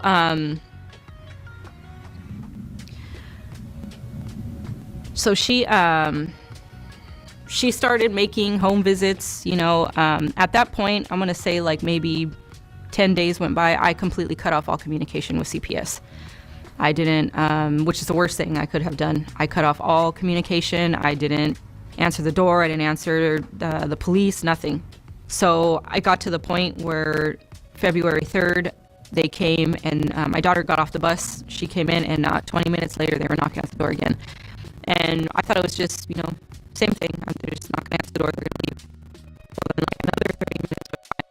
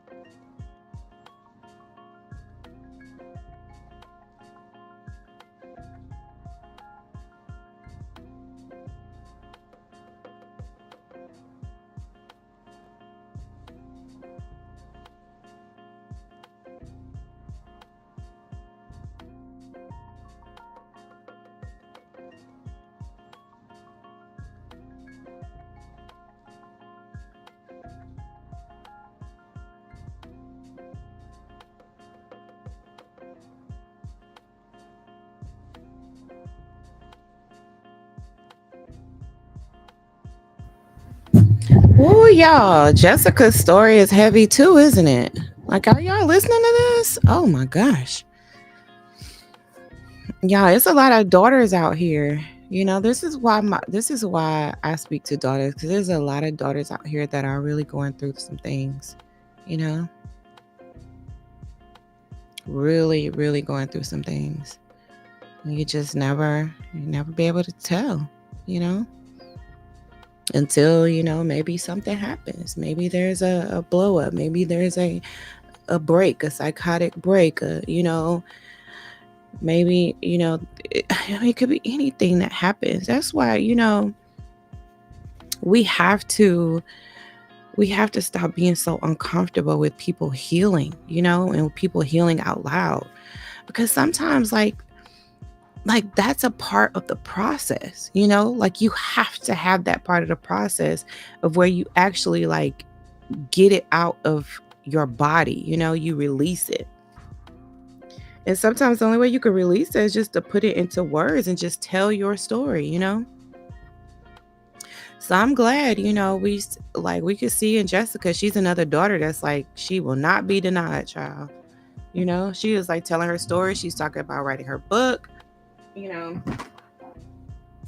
Your book it doesn't just have to be about pain and struggle, like at least not physical abuse and stuff like that. Sometimes like you go through like the mental struggles and overcoming certain things, like y'all, I was held back in the 5th grade, like I I could tell the story now, because I mean, look at me now, y'all. Like, I have 2 master's degrees. I mean, you would never think that a person who was held back in the 5th grade would have 2 master's degrees now. Like, think about that. That's crazy. Y'all, I didn't even think I was smart enough to go to college. Now I have 2 master's degrees. Like, that's something serious. And so, like, you gotta think about it like that. Like, some people have just overcome other things. Doesn't always have to be about like, abuse, Sometimes like you could overcome like mental struggles, Like, my husband had a stroke and he had to like rebuild, his abilities back, his motor functions and stuff like that. And that stuff has like lingering effects. And sometimes people have had to overcome like some really, really significant things, like, and you just never know how your story will help someone else. And you never know how your story will help you just to get it out of you, So I'm telling you, like, I'm not one of those people who believe that you need to just go heal. You know what I mean? Like, people just try to dismiss you, But see, like I told you, I'm one of those that just like, no, I will not be dismissed.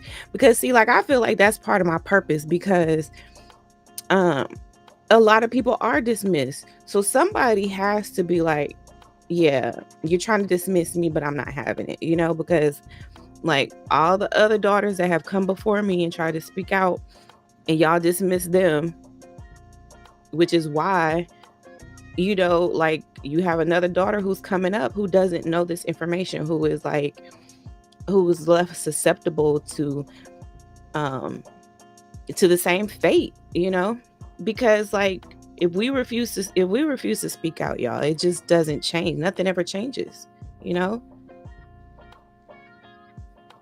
So you got to think, like, what if like generations of daughters back, were able to talk about the things that I talk about now?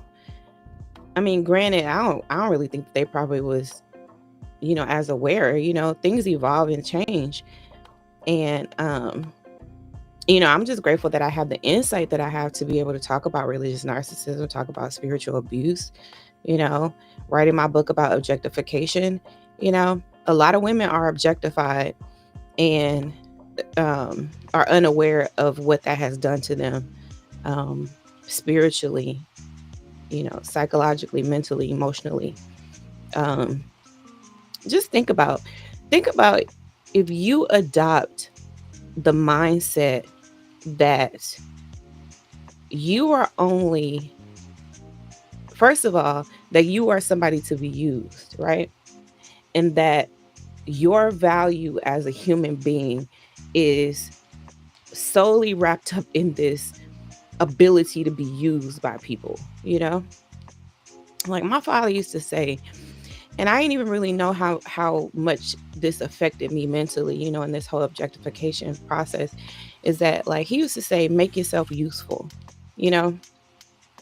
And I even heard a popular who is now passed away.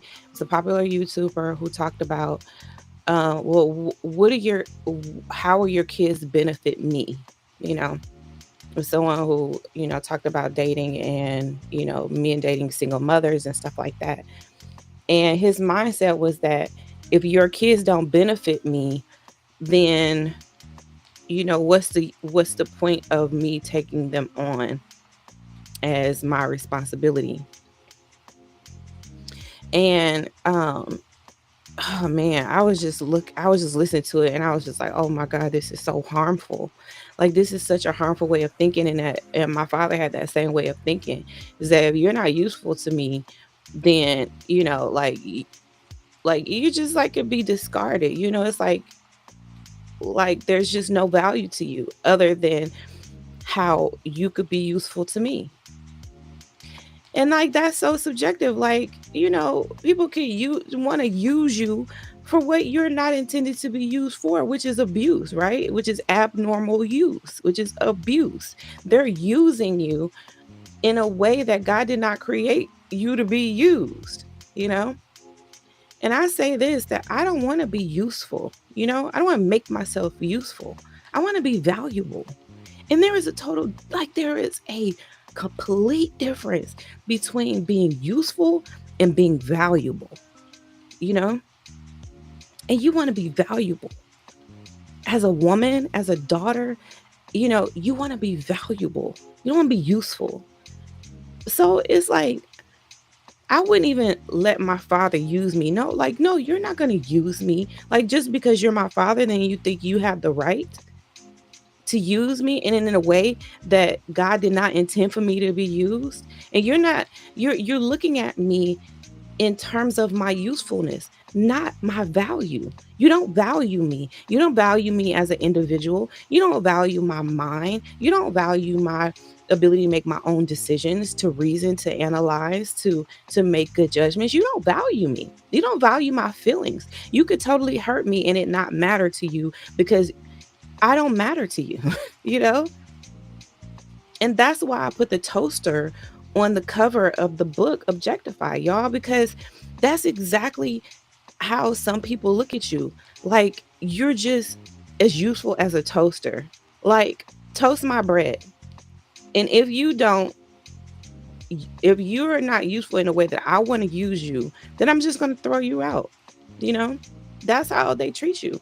And sometimes you mistake your usefulness to somebody for your value. And you think that they value you, you think that they actually care about you, and they don't. The moment that you don't do what they want you to do is the moment you see how they truly feel about you. The moment the toaster stops toasting my bread, then you're going to see how I really feel about that toaster. Like, the toaster's going in the trash. There's no ifs, ands, or buts about it. That's how you think about it. Like, I mean, like, what are you going to do? Are you going to ask the toaster, like, toaster, why aren't you toasting my bread today? Did you decide that you wanted to do something else with your life? Are you no longer in the toasting business? Are you wanting to expand and be more valuable, learn more skills other than toasting? Or do you want to be something else in life? Nobody asked the toaster that. Like, I sound ridiculous, right? thinking that I'm going to have this conversation with a toaster. But see, that's exactly how my father treated me. And that's exactly how a lot of you are being treated in your relationships.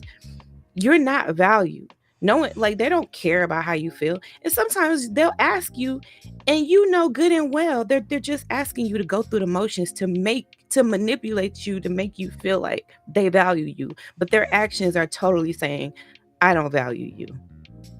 You know? And as soon as you don't do what I want you to do, then I'm going to throw you out like the toaster that no longer toasts my bread. That's why I put that toaster on the book cover. Like, I could tell, I can explain this analogy, this this symbolism to you in so many different ways, because I just thought about this. Like, I've been thinking about this stuff over the years, y'all. I couldn't put a finger to, like, I couldn't name exactly what my father was doing to me.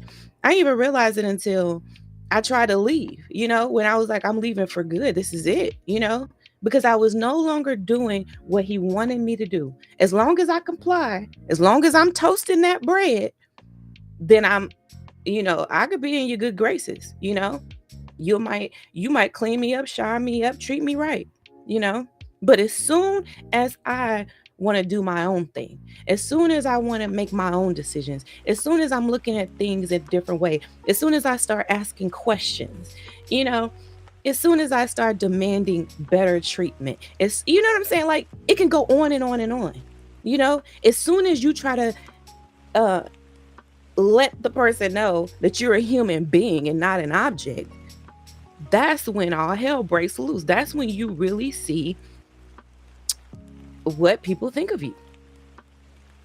And it happens so many times in our most intimate relationships, in our closest relationships, and we are so clueless to it. But because we are clueless to it does not mean that it's okay. You know what I mean? Like, just because you don't know that you've been objectified, that really the person that you've been with this entire time is just using you and would totally discard you, like, just because you don't realize that right now does not mean it's okay. It just doesn't mean it's okay.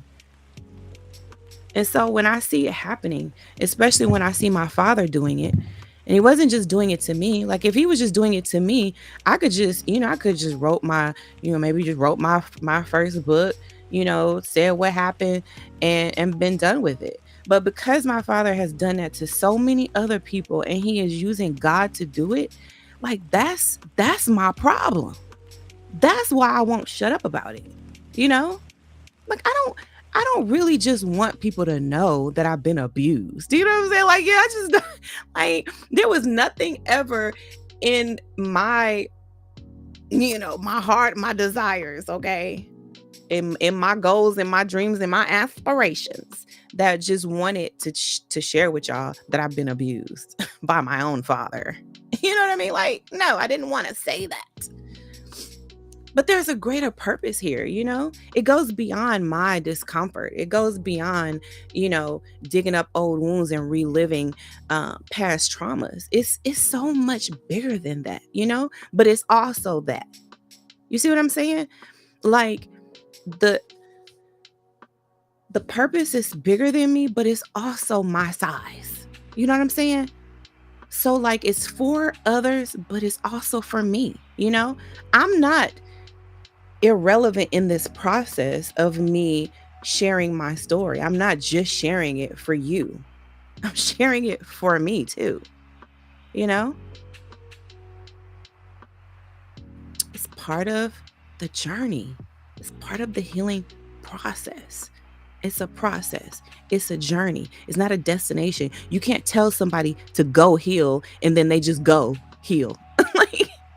Like, it just doesn't work that way. So stop telling people that. Like, that irks me to, like, beyond.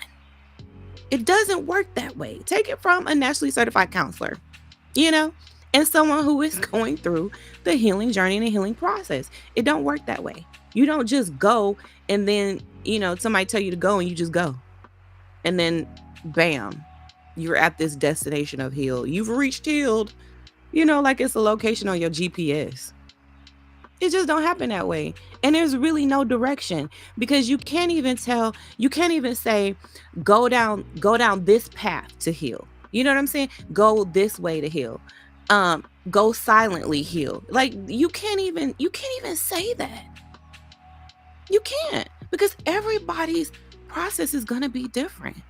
You're going to get to it at different places in your life, and you're going to get to it multiple times in your life. This journey of healing, let's say you got multiple stops along the way, and just because you've stopped at one juncture or whatever, or one stage in the healing process, doesn't mean that you won't loop back or circle back and repeat that same cycle. And it's not that you have somehow regressed or somehow taken steps backwards. No, it's a process, and the process is like, it just doesn't end. You'll find yourself at this stage or this step, and it's not like you've taken a step back. It's still part of the process. It's still part of the journey. But let's just say you're at a different level. You're at a different level, but you still got level 1 through 10 to go through, right? So now you're repeating level 2, or you're repeating step 2, but you're on level 8. You're on level 10 now, but you're on this, you know what I'm saying? Like, does this make sense? Think of it, I guess, in a game format, right? And I think about like these, you're going to go through levels 1 through 10, and each one has stages, right?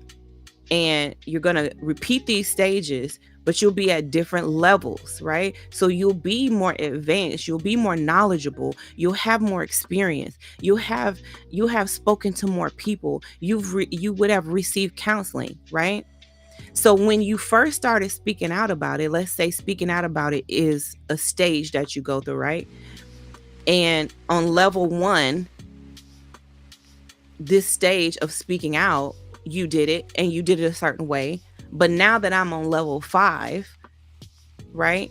I'm repeating the stage of speaking out, but I'm speaking out differently, right?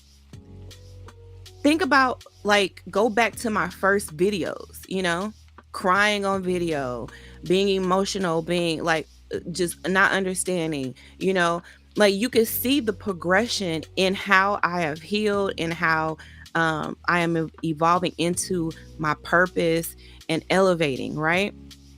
So yes, I'm speaking out. So yes, I'm on this stage again, but I'm on a whole different level of it. So you can't even say, well, like, that I've regressed or somehow taken any steps back. That's not how that works, right? I'm steady progressing. I'm speaking out again, and I spoke out before, and I'm speaking out again. Yeah, I'm speaking out again, and I'm going to keep on speaking out, but I'm going to steady be getting better. I'm going to steady be gaining more knowledge, wisdom, and understanding. And I'm going to steady be conveying that as I share my story, as I tell my story, right? So there's an evolution that is happening, even though it seems like I'm repeating stages. Does that make sense? So I broke that thing down, honey. Let me know if you understand, Sha. Okay, I broke that thing down. So what I'm doing right now, we're going to get right back to work, but what I'm doing now is putting in my journal prompts.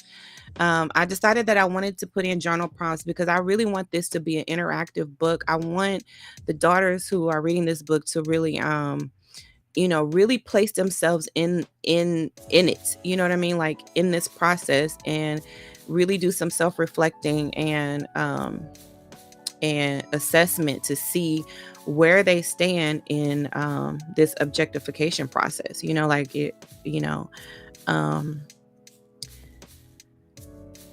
Just to do this self-analysis, so I've included like some journal prompts in here, and that's what I'm doing now. So that's what I'm working on. I am going to put any journal prompts in, and then I think I'm gonna stop for now. I told y'all I haven't slept yet, but I'm supposed to be staying awake. I just don't think I'm gonna be able to do that. Like, your girl needs some sleep. Okay, like, I need to keep my brain braining. You know what I'm saying? And I can't do that if I ain't got no sleep. Okay. So I'm gonna give myself a little grace as far as that's concerned, with the whole sleep hygiene and trying to retrain myself on my sleep schedule. Because like I'm also trying to finish a book. So, like I'm gonna give myself a little bit of grace knowing that I'm trying to put in a little bit more time and energy and effort into completing this, but trying to still put out a quality product, so I don't want my lack of sleep to affect the quality of the product that I put out. Does that make sense, y'all? Of course it does. Of course it does. Okay, so let's finish Jessica's story. And probably by the time Jessica finished telling her story, child, I'll be finished putting this in, and then I can go take a nap, and then I'm going to be back, okay? Because we're not done. And we're going to hold each other accountable. We're going to finish this book. And when we finish this book, we're just going to go on to the next project, okay? Because creatives create. We don't never stop, okay? And all that improper English. We don't never stop creating. So once this book is done, we're going to move on to the next phase of things. I really want to, pull you guys in on the stuff that I've been building behind the scenes. A lot of the stuff you got to do behind the scenes. You can't do a whole lot of stuff, in front of people because you just got to get it done, But I'm at a point now where I've gotten enough done where I can start sharing with you guys and then pulling you guys in on the process so you can be part of it. So I'm going to mute out. Let's finish watching Jessica and finish working on this particular project. Okay, here we go.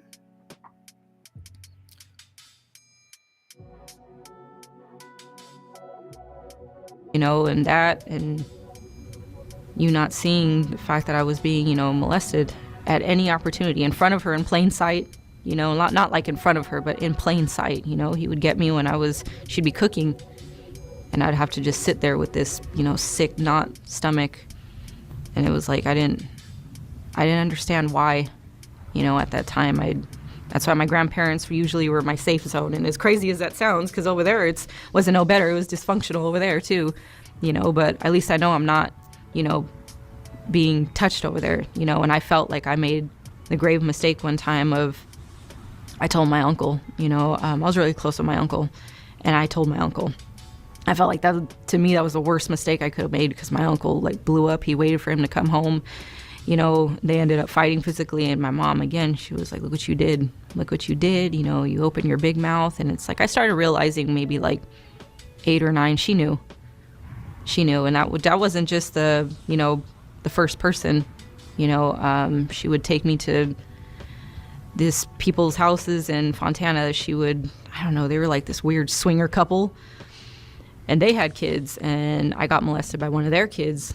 And I never said anything. I was just like, it started to become normal. It started to just become like, this is my life. This is, that's why family pictures are very hard, because looking at them, there's always something behind them. There's always a story behind them, or that happened on that day, so it's very, me and my sister don't like looking at the pictures, so I feel like surviving this is I think I'm a hell of a lot more sane than I should be, because I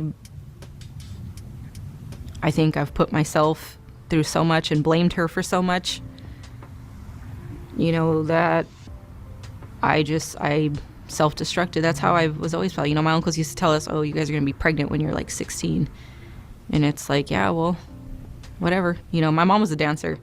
That's what made me, say, fuck it, I'll dance too, because and I didn't tell her. I didn't want to tell her. I was ashamed to tell her, but I ended up having to spit it out. And honestly, I was like, what are you mad for? You did it. At one point she was like I wanted to be like her. I was like, man, my mom's really tough. She goes out there, she fights all these women. She takes on these men, not realizing how dysfunctional, that's the only word I can use for it, how bad this is, and it was normal to me. Until this day, I still have contact with the man that, molested me. I still, I went down almost the same exact path, I dove into drink. I've been drinking with my mom for a long time. Friday was the day. Every Friday it's like, all right, we're gonna drink, like she would give me alcohol before I would take my tests when I was going to school. She'd give me water bottles of Cisco, and I was like, all right, well, and they're over there telling me like, what does that smell, and I just, I managed to keep going to school. That's one thing that my little brother managed to graduate without no motivation, and she was a very difficult person, and the only person I feel like I looked up to as a male idol was my grandfather.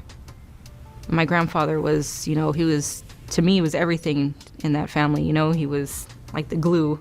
He's a very grouchy man, but when you get older, you start realizing like he was grouchy because he had to pay all these bills. He had to file for bankruptcy. And she's always been like an entitled person, and she treated my grandfather like that because I guess that's how she grew up. He always spoiled her. That's where I feel like she got this. She's so entitled. Like, you guys have to take care of me. What am I supposed to do? I don't have any money. I'm on the streets. And it's like, I don't get a job, or maybe, but she always crutches on that. I'm mental. I can't, like, I'm not allowed to work. I'm not liked, and my grandfather was he was a great man, really good man. Provided for his family, and at the end, my grandfather started getting not Alzheimer's, what is that other one? Dementia. Yeah, he started getting dementia. My grandfather always told us, if I start getting like that, just take me out to the backyard and shoot me. I was be like, gosh, don't talk like that, but he, that's exactly what he did. 2016. I think he had enough. My mom drained him like a lot, financially, emotionally. She started little by little taking things away from him. I mean, he wasn't able to drive, but she would be taking money from the safe, and slowly but surely that can really break someone down. When you have everything, you go from providing, having your house nice and this, to just being completely everything just taken out, right beneath you. And 2016, we were all outside, and we tried to keep the smoking away from him. It's like a fucking game. We hear him coming, or the back door slam, everybody better run. And it wasn't that we were going to get in trouble. It was because it was, don't do that in front of, don't. I call him dad, we call him dad. And he came outside, and my little brother goes, oh, look, there's dad. He's like, he just waved at me. And I was like, oh, okay, my brother noticed he was dressed, and I noticed his whole room was clean. He put his little dog in the back, and he got really dressed, his little turquoise necklace, like he's, and not even like 3-4 minutes later, I remember I was smoking a grape presidential, and I went past it, and you just heard a loud bang. And we all kind of stopped because it sounded similar to a firework, but the difference. If you know the difference between, a gunshot and a firework. My little brother goes, Dad's outside. He went to the back. And so we all got up. My mom booked it first, and gosh, she let out this, she got like right, because the garage is in the back, she just got like right there to where she can see all the way in the back. She just let out this horrible scream. She's like, no, and just screamed, and I went to grab her, and she told me he shot himself, and I went to look over, and at that time I had a friend that went back there. He was there, and he yelled to me, and he was like, your dad's still alive. And so I went running back there. I went and I looked at him, and he had he used a python, and he shot himself. Like, I think he maybe meant to do it a different way, but he just kind of got himself in the throat. So in the front, I looked at it, and I was just like, automatically how he always taught me, I kind of went medical. I was like, okay, well, this looks not that bad, but I can, hear the gurgle and stuff. And I went to pull him forward because I wanted to see, I didn't want to touch him, but I had pulled him forward, and I seen the back of his neck, and the back of the neck was just, completely blown out. So I pushed him back forward, and I called, and I was like, just, and I sat there with him, and I think everything I told him, because I just couldn't help but just tell him, like, this is probably the last. He's not going to make it. He's an older man. I just told him, I love you, and I don't know why you did this, but I love you. And in my head, I think he felt like he didn't serve a purpose anymore, because he was the kind of man that people would come over and he would just want to talk to you. And everybody kind of would just like, oh, okay, yeah, walk away. Even me, sometimes. And I felt like maybe he felt like he didn't serve any kind of purpose to us anymore. So I just told him, I love you. I've always loved you. Thank you for everything that you've done. And I'm sorry this, this happened to you. I'm sorry. I promised myself I wasn't going to cry. And after that, thank you. After they got him into a helicopter, and he ended up making it to the hospital. He lived for a couple of days, but he had signed this thing that he didn't want to be artificially prolonged. He didn't want to, so we were going head to head with the hospital and stuff. And they told us, he's not gonna have a good life, So my mom ended up letting him go, and not even a couple of weeks later, everything started getting sold off. Like it's I think a mother has the power to give a child the best love, to always remember that. And when they go, you're not going to be sad. You'll be sad, but you're just going to have those such good memories of that woman that it's going to motivate you to keep going and to keep, make her proud even if she's not here. And a mother has the power, an evil power, to make her children feel just worthless. And I feel like that's what my mom did. She betrayed my trust, and she made me feel like I was nothing to her when she was my everything. And I can never sit here and blame her for what I do as an adult. But when I had my daughter, I just wasn't, I wasn't ready to settle down, and I wasted so much time, and now I always feel like I did worse than my mom. I got my kids taken away, but everything happens, for a reason. I feel like this is exactly what was supposed to happen to me, and I can't help but to sit here and think like, what? She helped me to just turn this around. Will I ever speak to her again? Probably not.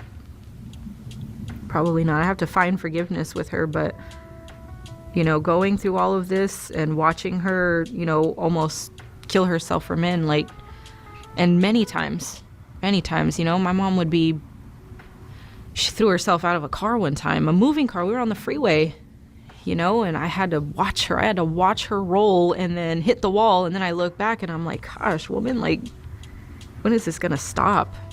Why are you so weak? What is your biggest fear right now?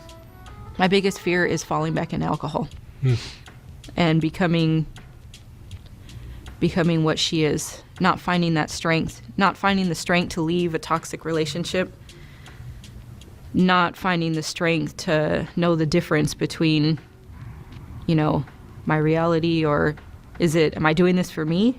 Do I stay in this? I'll never forgive myself for the CPS thing, because as their mother, as their nurturer, I should have been the one to walk away. I should have walked away for the sake of my kids and for the sake of, my own personal reasons. I should have left when I seen the red flags. I should have left when the toxic was, right in front of me, but I wasn't strong enough. And because of that, my kids had to pay the price for it, and that's hard. You know, like domestic violence, when you hear domestic violence, you kind of, some people think like, oh, it's one person, or it's, you know, I'm getting beat, you know, because at that time they didn't even give me a chance to explain. And it's like, I don't consider myself like a battered woman. When we fight, like, you know, and there goes my mother's kind of mentality, like, I'm not going to call the cops on you. You know, I'm going to lock that door. We're going to see who comes out the bigger man, you know, but it's like, what kind of, how is that normal? You know, how do you survive that? How do you, you know, get through that? And I have two different kinds of people watching me. I have my son watching me and my daughter. Is she going to, well, my mom went through it. I can go through it, you know, like that wasn't going through my head. I'm sitting here thinking like, oh, I know you're doing drugs and I'm going to find out one way or another, you know, when no, you could just leave the whole situation. That is what a mother is supposed to do. That's where, you know, that's my biggest fear, is not being able to find that strength to be like, you know what, I gotta just, you know, walk away from this, you know. So I think our sobriety has been, you know, it's been good. Mine was more recent, you know, because I'm terrible when I drink, and everybody knows it. People in the strip club will tell you. You know, like, because I've held in so much of this baggage, you know, when you drink, you start to become, you know, the old man at the bar telling his Vietnam stories. Nobody wants to hear that shit. Nobody wants to hear it. I'm like, all right, you know, like, you know, and that's how it would come. I'd go from having, you know, a couple of shots, we're feeling good, I'm making some money, to just, like, this is what I went through, you know, like, you guys don't understand, like, just pouring it all out. This is why I feel like, since as long as I have known, you know, this is my book is like, you know, my family tells me like, what are you waiting for? It's like, man, I got so much in here. I don't know how I'll feel like when I start writing, like I'm tearing through the paper, because it's like you just want to let it all out. And I feel like closure is something that I've never had in my life, not with relationships, not with my mom. Like, how can a person go through so much and that's it? You just gotta deal with it, you know. It makes me sad, you know. Nobody should have to go through that. And some people are embarrassed to let out their stories. I didn't want to tell anybody what I went through. I didn't want to be that person that, you know, I wanted to, in my head, I wanted to just let it go, you know, and just move forward. But it doesn't work that way. Not for me. Jessica, what would you say is the most important lesson you've learned in all of this? The most important lesson is not letting your past, your history, and who you were define you. Honestly. Because that's what I think I did. I let everything just, and I'm not a bad person. We can all reinvent ourselves at any time. Oh yeah, definitely. That's why that's not just for, you know, me. I see all kinds of, you know, your stories, you know, I see it. And if anything, you know, it's everybody's going through something. You might not believe it. You can have the nicest clothes, you can have nicest shoes, you can have the nicest car, but nobody knows what's going on. You know, nobody's going on inside your head, you know. And that's where I feel like I've let it for so long. I'm 31 years old, and I catch myself like, it's too late for me.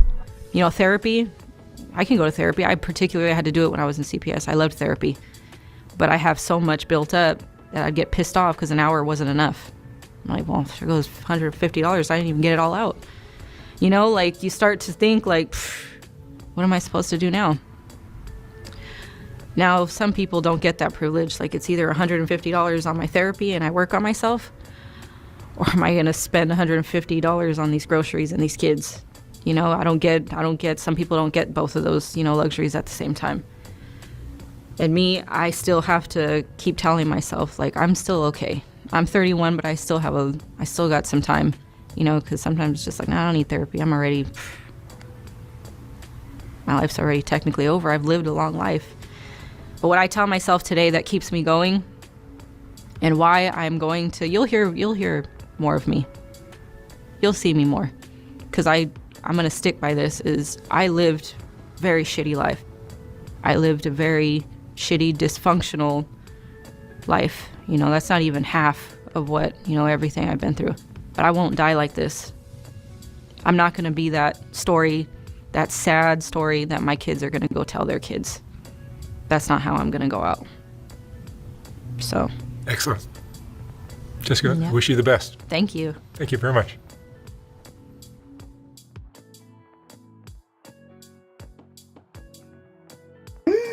What y'all think of Jessica's story, y'all? I'm telling y'all, it's a lot of daughters out here that are hurting, y'all. Like, really going through some things. And so that's, I'm just saying, that's why I feel so drawn to this purpose, because there's just a lot of daughters that don't necessarily look like me, you know, that have gone through a lot of similar things. I told y'all the last story with Jen. I mean, Jen was saying a lot of the same, same stuff. She experienced a lot of same stuff with her father and her stepfather that I've experienced with mine. Now, how could that be, y'all? How could that be that so many people have the same stories? Because it's that same spirit. It's that same, like, however you want to look at it. You could look at it like it's a disease, it's a mental illness, it's a spirit, it's a principality, it's whatever, it's like, however you want to look at it, y'all. It doesn't even matter. You just need to know. You need to know what you're dealing with. You need to know what to watch out for. And you need to know how to move, you know, in a world that is full of these types of people, you know. It's not going to get better as time progresses. I imagine that spiritually, things are going to get worse. And in the natural sense, things are going to get worse. Like, that's what's happening. And so it's just like, it's the smart thing to do to equip ourselves with the knowledge that we need to like, I don't want to play it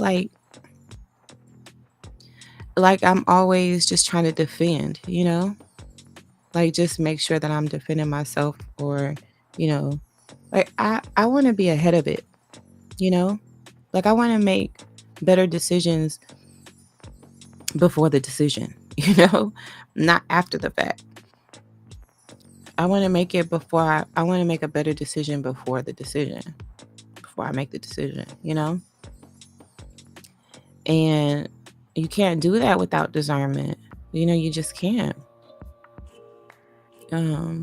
Discernment requires that you know, you go based off of your experience, other people's experience, your research, facts, knowledge, your Holy Spirit, you know, your mentors, those who you trust to give you advice, the experts, you know.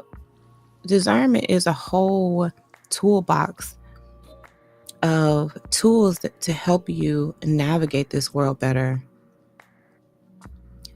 And you can just see, you know, where so many daughters were, they just, first of all, they just don't know that they had those tools. They don't know that, you know, that they need to utilize it, you know, like, utilize discernment in everything you do.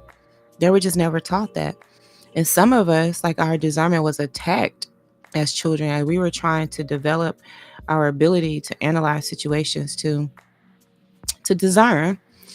We were attacked for it. And that's, you know, that's part of my story. My father attacked me for my, you know, my ability to discern, you know, and my process of discerning. You know, he didn't nurture that in me. He didn't like that. He hated it, you know. And I imagine that probably happened with a lot of daughters. So therefore, their discernment was never nurtured. It was never, you know, it's not even like, it was just never exercised or never promoted or anything like that. Like, it's not like that. It's bad because it was like a active effort to get you to deny it, you know, to doubt it, to distort, you know, like to to deceive you. Like there was an effort to do that, you know? So it's not like, well, my parents didn't teach me, or they didn't teach me discernment because they didn't know, you know? No, like specifically, there was an attack on my discernment. And that's where a lot of my trauma came from, you know? And so I just think that that probably was the case with a lot of people, you know? Some of our parents just weren't equipped, but some of our, some of our parents was actively like working against, our discernment, when it didn't benefit them, you know? So that's just, it's just part of my story. But you can see it being played out in a whole lot of daughters. A whole lot of us are not making good decisions. You could tell in our relationships, like, our marriages, boyfriend, girlfriend relationships, stuff like that. And the friends we choose, like you could really tell, when a person's discernment is off because of the people that they have around them. And the person that they choose to love, that they choose to be like in partnership with. Like you could tell then. You're like, ooh, their discernment is off, because they're not seeing what's like clearly in front of them. But anyways, we'll talk about that another time. Get in the chat. Let me know what you've been working on. I can hold you accountable. You hold me accountable. How you doing, Pam, with your paintings? How are y'all doing with whatever you are creating? Let me know. As you leave, make sure that you like the video so that other people can get on these streams and we can just build this accountability group where you're working, I'm working, we're working together, even though we're not physically together, But, we don't want to accord in that we are creating, We are doing our God-given ability, to create. So, I love y'all. I'm gonna go and try to take me a nap, child. Okay, I might need to go fix some breakfast first. I'm gonna go fix some breakfast first, and then maybe get on my vibration plate one more time, and then and then I'm gonna take a nap. That's probably what I'm gonna do. All right, I love y'all. Remember, you are important to me. I need you to survive.